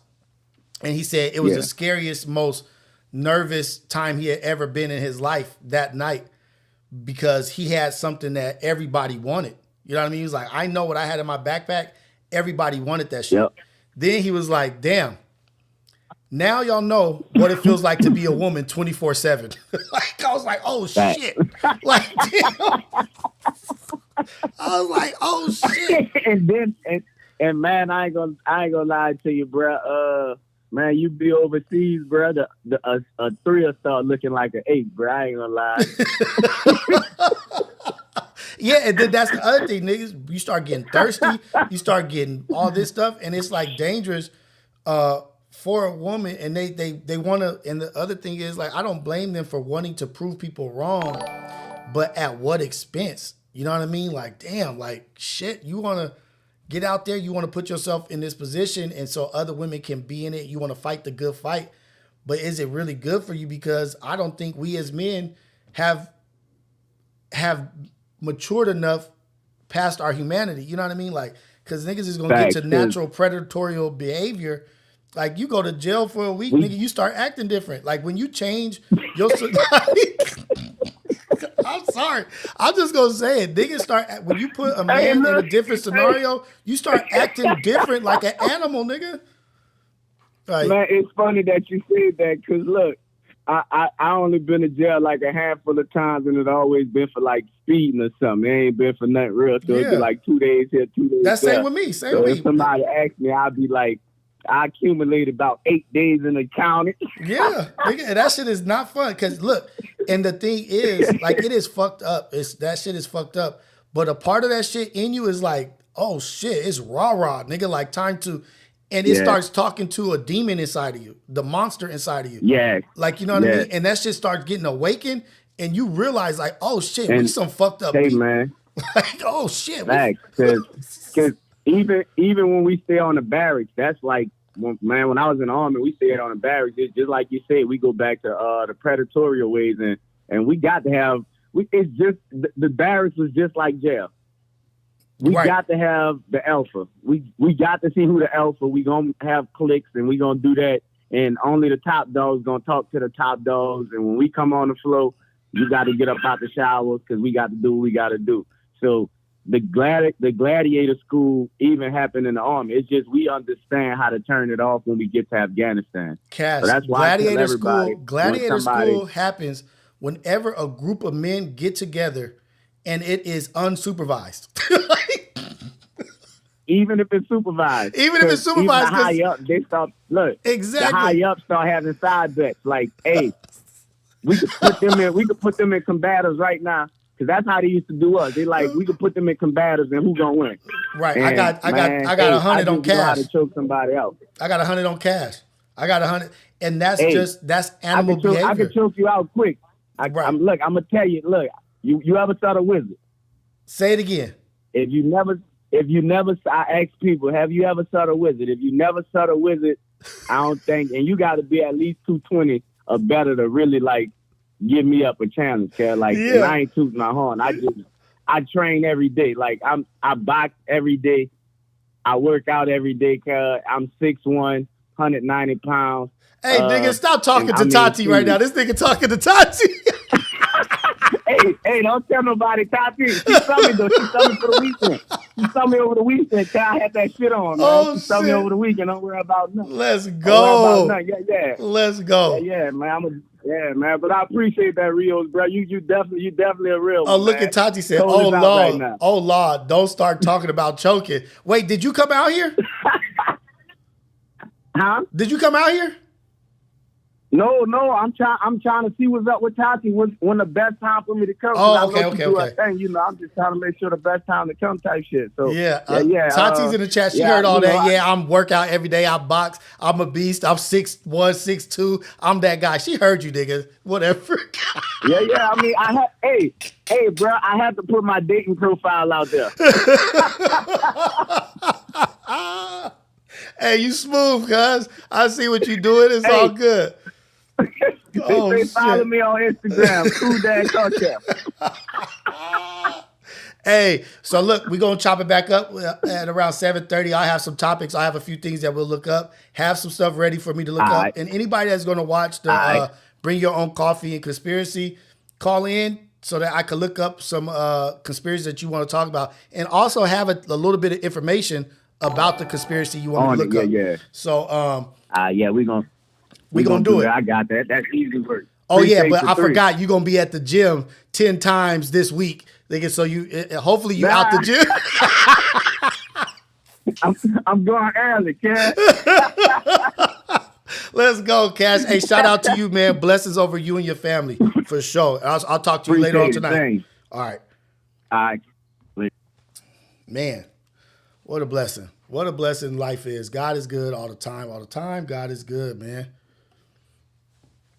Let me go ahead and read these super chats real quick.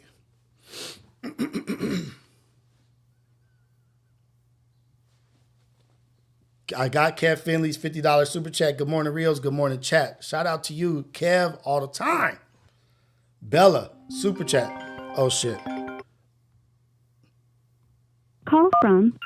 Hey, this is the AM Wake Up Show with Rios, the best, greatest, most amazing morning show in the world, Craig. Caller, where you calling from and what's your name?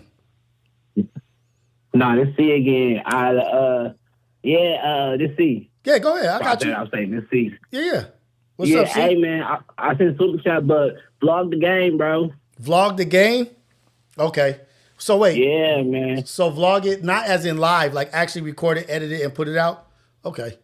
I got you. Yes, vlog your daily life into the game, and then, close the blog out to the game, Okay. Normal with the, like people do. You know how this shit go. Yeah. You this shit. I'm on it. I got you. So I'll do that. I'll do that today. And this is last 2 games of the season too. But okay, and then I got conspiracy theories. Just think about it. Just think about it. You okay. Put on your topic board. Okay. The world need more hoes, and we need hoes to be more opening about being hoes. Excuse my language, but just think about it. Oh my God. No, I'm a cook though. I'm a cook for real though. Okay, I'm a cook look. So that's gonna be your topic tonight. I'm gonna bring it up. I'm gonna look up some information on that, and I'm gonna get up some numbers, what that means and what you mean by that. But you gotta be ready to talk to that tonight. I'm gonna get back on at 7:30. Oh yeah, no, for sure. I got you. So what? That's gonna be 10:30, 9:30 your time. So be ready, cause if you don't call, I'm gonna call you back. I'm up. Okay, for sure. We're going to do this conspiracy theory shit. Let's go. All right. C-Pop, he just said this, but he called in and said it. Vlog the game and shit. So I'm going to vlog the game, talk to Xander before, and try to see what I could do a little something. Chef Don Juan Sosa, tell phone them thanks for his service. For sure, Chief Don Juan Sosa. Thank you to all the veterans. Thank you to everybody out there that has served and is serving in the military or has served in the military. Shout out to you and thank you for your services.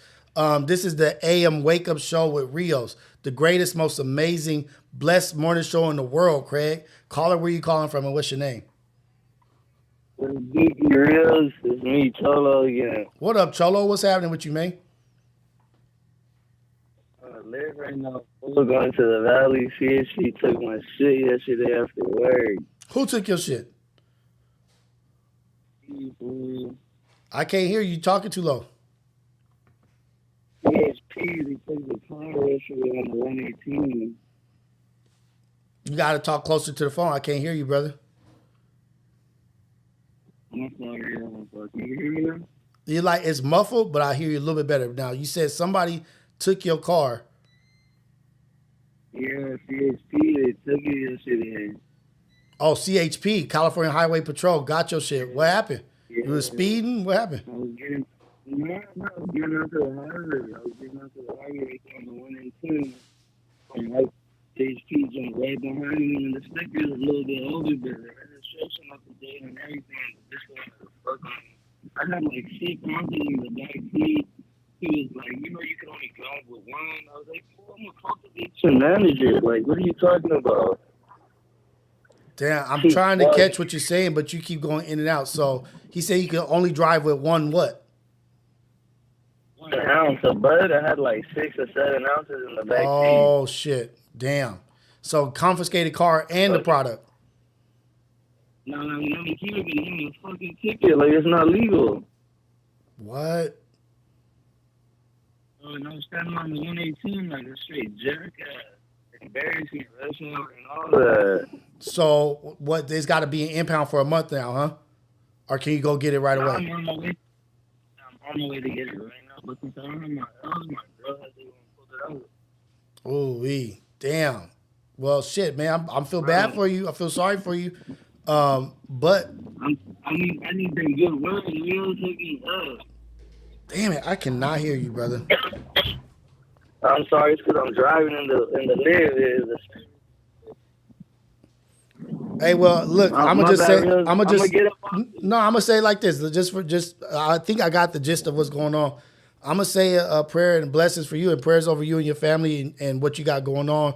In God's will, everything happens the way it's supposed to, and it happens in your favor if God's will happen. You know what I mean? So I'll say a special prayer and do your thing, man. I pray you get your car back and you get everything back and you move in a positive light. But shout out to you, brother. Appreciate you. Appreciate you. God first. Okay. Damn, I'm mad I couldn't hear him. You know what I mean? Like, it sounded like that would have been a good conversation to talk about like accountability and responsibility and shit that happens from your actions. Every action has a reaction, but it was just too choppy and too in and out. But damn, shout out to him and prayers over his family. Chief Don Juan Sosa sent the super chat. Phone him. Thanks for his service. Cash, thank you for your service, man. Tati also is telling Cash, thank you for his service. Right, Tati? TTMG Mick, thank you for the super chat. I used to take my soldiers to the Connex or the Woodline when they were disrespectful, come back uniform messed up and lumped face. Hey man, sometimes you gotta get that energy out. Sometimes you gotta align the situation. Let's get this shit realigned. We call it discipline, DPs, discipline, readjustment. Sometimes you gotta get realigned. Like, hey, y'all go out there and handle y'all disagreement.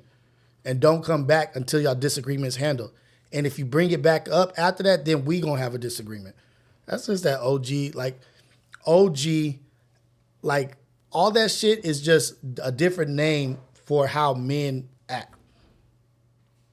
It's like disciplines, DPs, getting jumped, packed out. Like if it's just between you and another dude, like, okay, y'all handle it.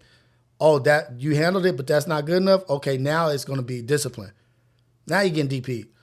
Oh, you did it again? Now it's you know what I mean? Like, it's just disciplinary actions. And that happens from all levels, all backgrounds. Oh, we got another one. Let's go. We got another call. Hey, this is 1.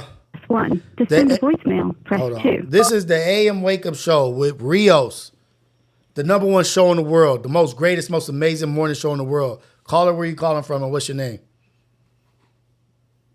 It's mine. I'm out here in Texas, San Antonio. Hey, what up with you, man? What's happening in San Antonio, Texas? What's going down? What's on your mind? What you want to talk about? Man, I just got something funny to go across with you. I was dating this one chick a few years back. She ended up cheating on me and all this, but in the midst of it, I got her a good job with the government because I got people that work with it at a military hospital and all this. Oh. And she cheats, and because of her little embarrassment. Hold on, real quick. I'm gonna see if my connection is off. Hold on, real quick, because it does sound bad. It might be on my behalf that is messed up. I'm gonna disconnect and reconnect. I'm gonna turn off Bluetooth real quick. Hold on.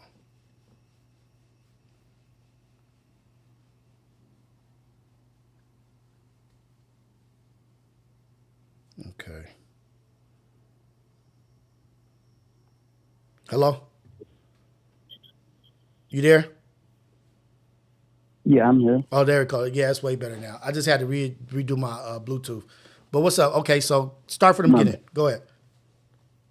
Yeah, so I started dating this little chick. Really, she was from Germany. And then she come in town, San Antonio, and I helped her get a little gig at this military hospital and shit because my people worked up there. And then because she cheated, she had that little sideways embarrassment, so she didn't really want to go to work and all that because the people there like, man, you cheated on the homie. So she ended up quitting all that. But she jumped in the IRS job. And then it was like, I ain't talked to her. She always got bad something to say about a nigga, all that nowadays. But it just had me laughing yesterday because I found out Donald Trump fired 88,000 IRS new hirees, and she fell in that bucket. And I'm like, damn, is that karma? You know what I mean? like I don't really mess with Trump, but I'm looking at it like, oh, but wait. You the one she cheated with? No, she cheated on me. Oh shit! Yeah, that's probably his karma. Right, I advanced. She was living with a roommate and everything. When I met her, I advanced all the way up to being a homeowner, first time buyer programs in Texas and all that because she got the little gig with the government, started getting more bread than she ever had. She was making things look like it was cool, but really was different behind my back. So it was like when she got caught up, and I was like, I play it cool. I'm a good-hearted person, so I'm just like, yeah, do you now? Keep the job. You know what I mean? You're gonna have to pay that bill and all that, so keep the job. You know what I mean? But it's just crazy how she jumped ship. She's like, I ain't want to work there no more. Your people be acting funny. I'm going to go do this IRS thing. And I'm like, all right, bet, do your thing. And we got into it like a month ago. And she's like, the job I got ain't got nothing to do with the job you got me. I'm like, nah, it's a domino effect. Like, I got you in the military job, and they see that, so they hired you with the IRS. She's like, nah, this ain't got nothing to do with that. And then, like, ran me hot. So I left it alone. And then I look up and Donald Trump did me a favor. I'm like, dang, what's up? Now you gonna vote for that nigga?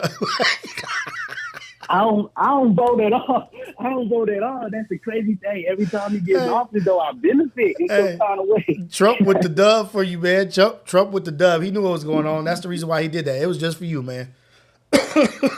Right, get out the paint. Hey, but look, she ain't got a job now. She might come groveling back. You know what I mean? You gonna take her back? Nah. She did paused. that yesterday. You took too long to say that. You gonna take her back, man? No. That's 100. I didn't talk with the homies and everything, and I feel bad, but I'm like, I want her to come crawling back just so I can tell her no. It's like, man, you bit the hand that feeds you before. It's like, why would I even? You know what I mean? Hey man, it's all so. Look, I love. It's so funny because as soon as a man comes in here talks about getting cheated on, the women in the chat be like, "Oh no, she's talking to Sky High Cam." Hey, cheating is such a sensitive subject. Like I realize that right now, it's such a sensitive subject, and people have trauma from that shit. Everybody got their reasons. Everybody got their reasons, and everybody's been on one side of cheating. Either they've been a cheater or they've been cheated on. And it's a real topic of discussion. I think I'm gonna just start having a reality check and ask, called Who Hurt You? Like a segment. Right. Hey, I ain't even gonna lie to you, Rios. Y'all be coming up with some cold names for y'all show, and then just to give kudos to the whole FMW, the whole everybody, the umbrella, whatever y'all call it, man, y'all doing y'all thing. And that's cold right there. He said, "Who hurt you? Who hurt you?" That's a new crazy. I will watch it. Hey, and look, everybody be like, this nigga Rios ain't even got one hit show. He keep starting all these fucking shows. Hey, I'm just having fun. I'm just doing what I want to do. I'm just having fun. I don't have to fit nobody's narrative. I don't have to do it the way you want me to do it. I could just get on here, chop it up. Tonight, I'm going to do Bring Your Own Coffee and Conspiracy. And then tomorrow, I might do Who Hurt You? And have people call in and talk about who hurt them and how they healed from the hurt. You know what I mean? And I think, to me, that's all helping. Who Hurt You? I call in and tell the whole story on You Hurt You about the situation because it's a wild one. I got a bunch of wild ones, man. That's all I've been through. I got a 12-year-old son, and it's like, he stick to my hip because he see how his mama acts here. He see how, and it's like, bro, I'm a good-hearted person. I always throw my heart out there, my help in my hand, but it always gets slapped down or spit back, and people want to burn the bridge and then call for a yacht. That's what I like to say. Like we said that time, like, how you burn the bridge and then 2 months later you calling like, hey, can you come pick me up from this island? Like, man, right? Like, you burnt the bridge that connected us. So what am I supposed to do for you? You want me to build this thing back up and bring you back over here on this island so you can burn down my island again? Like, no, you stay your ass right over there. No, keep your stuff over there. But yeah, I ain't gonna hold the line. But hey, appreciate you, Rios, and salute to you, big homie. Hey, I appreciate you. Thank you, man. Blessings to you and your family. I think I'm gonna have Sky High Cam call in. All right, Sky High Cam. Bella, is because women has to be emotionally connected before cheating. That's what makes it worse. You gonna always imagine her effing another ninja if she cheat on you. Why they gotta be emotionally attached? I know women. I know a bunch of women, a lot of them that ain't emotionally attached. I disagree with that. Sky High Cam, call in Sky High Cam. Bring your ass right here, boy. Sky High Cam, call in. Cheating? Ooh, Who Hurt You? That's the new show, y'all. Who Hurt You with Ace Boy Rios.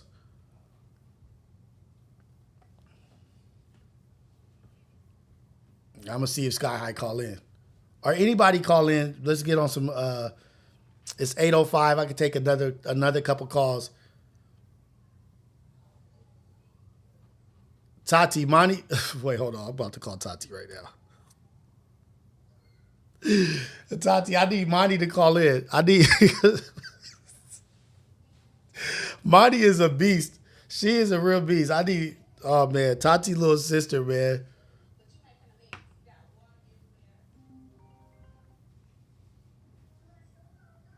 From Dom Supreme. The AM Wake Up Show with Rios, the best, most greatest, most amazing morning show in the world, Craig. Caller, where you calling from and what's your name? It's Don Supreme from the great state of Texas. Great state of Texas in the building. What's happening? Hey, Don, Scott. Oh, is this guy? Don, I'm going to call you right back. I want to see if this is Sky High Cam. I'm going to call you right back. All right. Oh, no. They hung up. Never mind. Go ahead, Don. I was just coming by to say what's up. Just say what's up. What's up, man? What's going on? How you doing? I'm saying what's up and letting the chat know, like, hey, it's income tax season right now, so people about to get some bread. Man, y'all do something different with y'all money this year. Y'all start yourselves a portfolio. Mm-hmm. Get y'all some mutual funds, IRA, Roth, or some kind of investment, but try to do something different. Try to take a portion of that money and not blow it, and just try to start something different for yourself. You know what I'm saying? Right. And you know, and I'm not gonna be a hater. I'm not gonna be a hater. And it's not just for one gender, men or women. But remember, people who are getting the bag with their check, man or woman, just remember who was not around before you got that bag, and who. Because they just gonna be around. They just gonna be around for 2 months or 3 months. You gonna buy a video game. You gonna buy this. You gonna buy that. Hey, thank you, Don. I'm gonna take this next call. I appreciate you, Don. I'm gonna be back on at 7:00 tonight, just so you know. Call from. Hey, this is the AM Wake Up Show at Rios. Caller, where you calling from, and what's your name?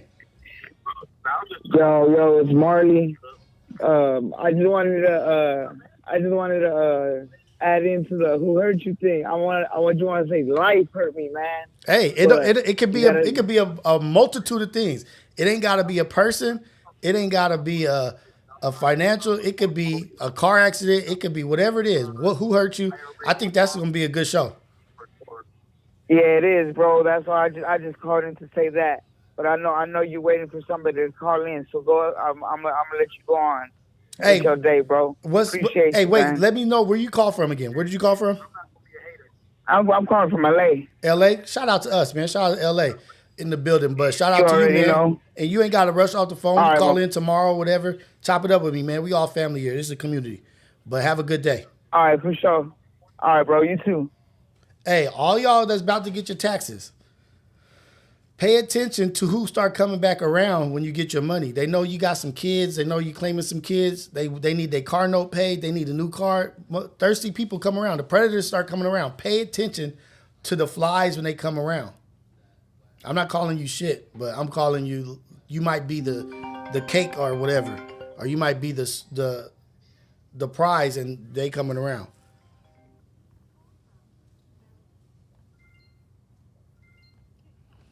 One, to send a voicemail, press 2. Hey, this is the AM Wake Up Show with Rios, the #1 most greatest morning show in the world. Craig, caller, where you calling from, and what's your name? It's a hug. It's a hug. What up, Bella? What's happening? What's good? No, I'm just popping in to say hi. I was only asking that question. What question? Not to start any. What question? The question I asked Sky High Cam because of what he put in the. Oh, you talking about the person chat. who's scared to call in? Oh, I don't know if he's scared. Maybe he ain't calling in. What's happening, Sky High? We put you on blast. Bella called in before you. You nervous to call in, Sky High? Come on, man. Nah, he said something, and I wasn't. I asked the question not to like stir anything, but I always like to hear, other people's perspectives when it comes to it, because I feel like guys, right, not to put a label on it, but in general, when y'all get hurt, it's like y'all fall apart, but you'll dish out the same thing to a woman without any regard to the fact that those same feelings that you get when your heart is broken, we usually feel that, sometimes 10 times worse, because we are so emotionally invested. So I'm always like interested in like, what's the thought process like? Because you hear a lot like, oh, when men cheat, there's no feeling, there's no this, there's no that, but it's worse when women do it because we're more emotionally invested. Cheating is cheating. That's to me, cheating is cheating. So whether you're emotionally invested or you're not, there's damage that's being done to the other person when you're cheating. It may be like this too, because we might say women, when men cheat on women, their heart is broken. A man will get cheated on by somebody he's not even in love with, and his heart ain't broken. It's his pride and his ego that's beat the shit down. We might not be brokenhearted. We might not be in love with the person, but if a woman even so basically you just saying it's like, damn, the nerve of her. Like, no, not even the nerve. It like men start thinking like, damn, she chose this nigga over me. Like, damn, what? How do I not match up to this? Niggas start thinking about different things. Like, it's our pride and ego. Like, man, fuck us, or this and that. Like, if a woman chooses another man, a man is not even in love. A woman will be in love and get her heart broke. A nigga don't even got to be in love. A nigga's pride and ego gonna be damaged. He might be walking around a little different after that shit. And that may be why niggas be out there trying to conquer everything, because they trying to get their pride, and I think I just figured some shit out. I think men but are what's crazy about you saying that? Women can, that statement. At least I'll speak for me, right? I don't want to speak for every woman. I mean, the women in the chat can agree or disagree. But your comment on like, oh, your pride, and you start questioning like, what was it?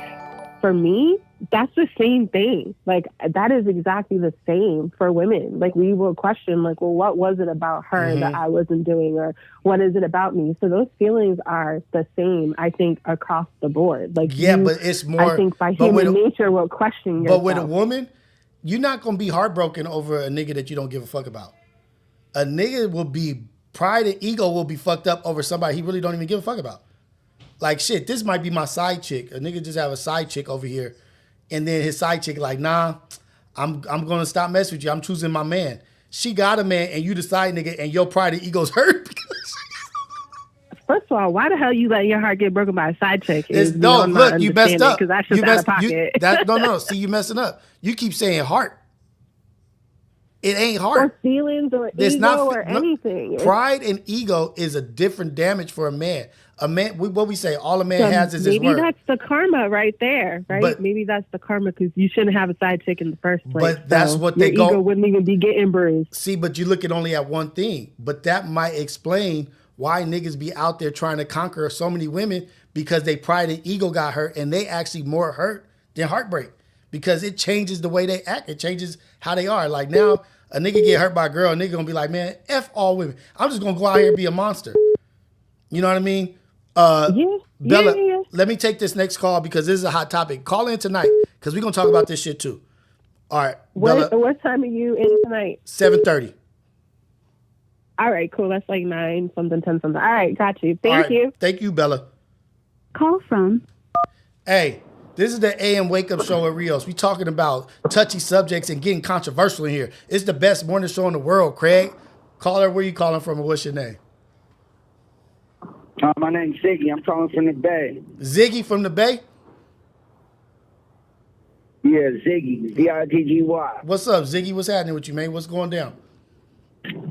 Man, I was just watching the show. I think when you said like you hit something on the head, I think that pride and ego, because I was kind of going through something like that like a couple months ago, like just kind of like getting upset about your female like messing with another dude when you ain't even truly invested in her. I think the caller was I forget her name, but Bella. She was kind of talking about it. Yeah. And I think you said like I think I'm about to crack the code. I was like, yeah, I think he did. Like that shit is I'm in a lift right now, and I'm like, man, I'm like, damn, he did just crack the code, man. I think so, man, because we will take it out on the world. A nigga with his pride and ego hurt will take out that pain on the world. It don't got to deal with the heart. Nigga don't care about his heart. It's, I can't believe you did this to my manhood. I'm a man. I'm the alpha. Nigga, right. You choose somebody else. Now, every other woman is going to have to deal with what you did to me. And I'm going to need to build these pieces back up. I don't care who I hurt. I need to get my pride and my ego back. It's really selfish. You know what I mean? But I think that's what it is. A nigga will get their pride and ego hurt. Like, wait, damn, you think that nigga's better than me? Let me show y'all. Let me show you. And let me show. I'm about to get with your best friend, or I'm going to get with your girl over here. I'm going to let you see how vicious I am. Because I need to get back my... Yeah, that's what I was going to say, too. Mm-hmm. Oh, yeah, go ahead. Go ahead. That's what I was going to say, too. It's kind of messed up because it almost builds up like this like I don't know how to say it, like this anger, like this block or whatever for your next relationship, for the next person you're trying to talk to. Like you always got this guard up, like when you trying to deal with another person and they really like truly don't deserve that. You hurt from 3 bitches ago, so you taking it out on her. Exactly. And look at this, peep this. And then look at this. Here's another one, Ziggy, that I think I just got. So you'll cheat on a woman, right? And then she'll find out you cheated on her. And her heart is broke. Her heart's broke that you cheated on her, the woman you love. Her heart is broke. So she's like, nigga, you know what I'm going to do? I'm going to break this nigga's pride and break this nigga's ego and sleep with his best friend. Cheat on him with his best friend. Cheat on him with whoever is going to hurt him. It's not going to hurt his heart. It's going to damage his soul, homie. His whole soul, his whole body and soul. His whole body and soul. It ain't the heart. It's the spirit, the soul. I'm about to crush this nigga, and I'm going to sleep with somebody who he hates, or even his op, or somebody he don't get along with, his boss, or this and that. And that's why I'm just thinking about it. That's why the pain is even more real, because you're not only attacked, like you're not attacking me, trying to hurt me emotionally. You're trying to damage me, like spiritually, like you really coming after my pride. You attacking my manness. Oh shit. That's. I mean, I think like when females are like conscious of that, they could either take advantage of it or they could, you know what I'm saying, like, cause like a female get mad if you like a picture. You know what I mean? So like, and if they know if they know what you really get hurt off of, they gonna do it. Most likely exploit it. Yeah, they're gonna. You know what I mean? They're gonna do it. I'm gonna destroy this. I'm gonna erase all of your game stuff. I'm gonna erase this. I'm gonna destroy your clothes, because they know that we're pretty simple and shallow people. Like, nigga, like men are just simple ass beings. Like, and a woman has figured out, once a woman knows what you like and what you care about, it's over for you if she wants to be a beast. And It's not hard to make us happy. Right. It's not hard to make us happy and And it's not hard to crush us because you just got to know what makes the nigga tick. And women, y'all cold, but they get hurt emotionally. Their heart is broke. We get hurt pride and ego. I wanted to ask you, do you think if it was like the other way around, like, okay, like you said, like, oh, I'm going to go sleep with your homeboy or whatever. If I went and go and I got cheated on and I went and slept with her homegirl, like, what's going to happen next? Like, do you think that they're going to be on the same type of emotional distress that we are on, or what do you think is? Shit, I don't know. I have no idea. That's how come we got to have this Who Hurt You. We got to have more conversations and discuss more about what's going on. But shout out to you, man. I got to get out of here. I appreciate it, man. School. I appreciate it. I'm a first-time caller. Hey, appreciate you. Call in tonight on the 7. Community and everybody, man. Call in at 7:30 tonight. We're going live again at 7:30 tonight, and we're going to discuss all kinds of stuff. Bring your own coffee and conspiracy, and we're going at it. Let's do it. Oh, well, yeah. 7 o'clock? 7 o'clock. We're going to do a Bring Your Own Coffee Conspiracy / Who Hurt You. But those are the 2 new shows. I got 1,000 shows, man. But shout out to y'all. Shout out to everybody in the chat. Hey, you doing your thing, Rios. You doing your thing, Rios. For real, man. We love you out here, bro. I'm not even gonna lie, man. I'm so happy to see you doing your thing. Like, coming off the fake beauty thing, it's a blessing, man. I'm super proud of you, man. Love from the Bay. Hey, thank you. Straight up love. All love to the Bay. Love to you, man. All love. We out here being beasts and we winning out here. Shout out to you in the Bay, brother. Okay, let me read these super chats. Ayano, don't leave. Let me read these super chats real quick. All right, I did TTMG. TTMG, thank you for the super chat. Let us not forget, Rios took Manny's track star. No, Manny took mine. C. Popovich, Rios, TYB, his brother Manny is crazy. Take your... No, Manny did it to me. Manny did that to me, man. TTMG, Mick, super chat. I definitely hit the friend group in his to show her that's not your real friends. I definitely hit the friend group. It was to show her that's not your real friends. Hey, we be doing some scandalous stuff, man. We do some scandalous stuff. But look, everybody out there, be a blessing for somebody out there. Go out there, do something great. Be positive, forward thinking, forward motion. Everything great, right? Like, let's go out there, be good people. Let's lend a helping hand, keep our eyes open to anybody in need of help. Let's try to be a blessing for somebody else. Let's ask God to use us to help and to serve the world. And I'm about to say, hold on, here I come. No, you're taking JJ. Oh, I'm taking JJ. That's right. Dang.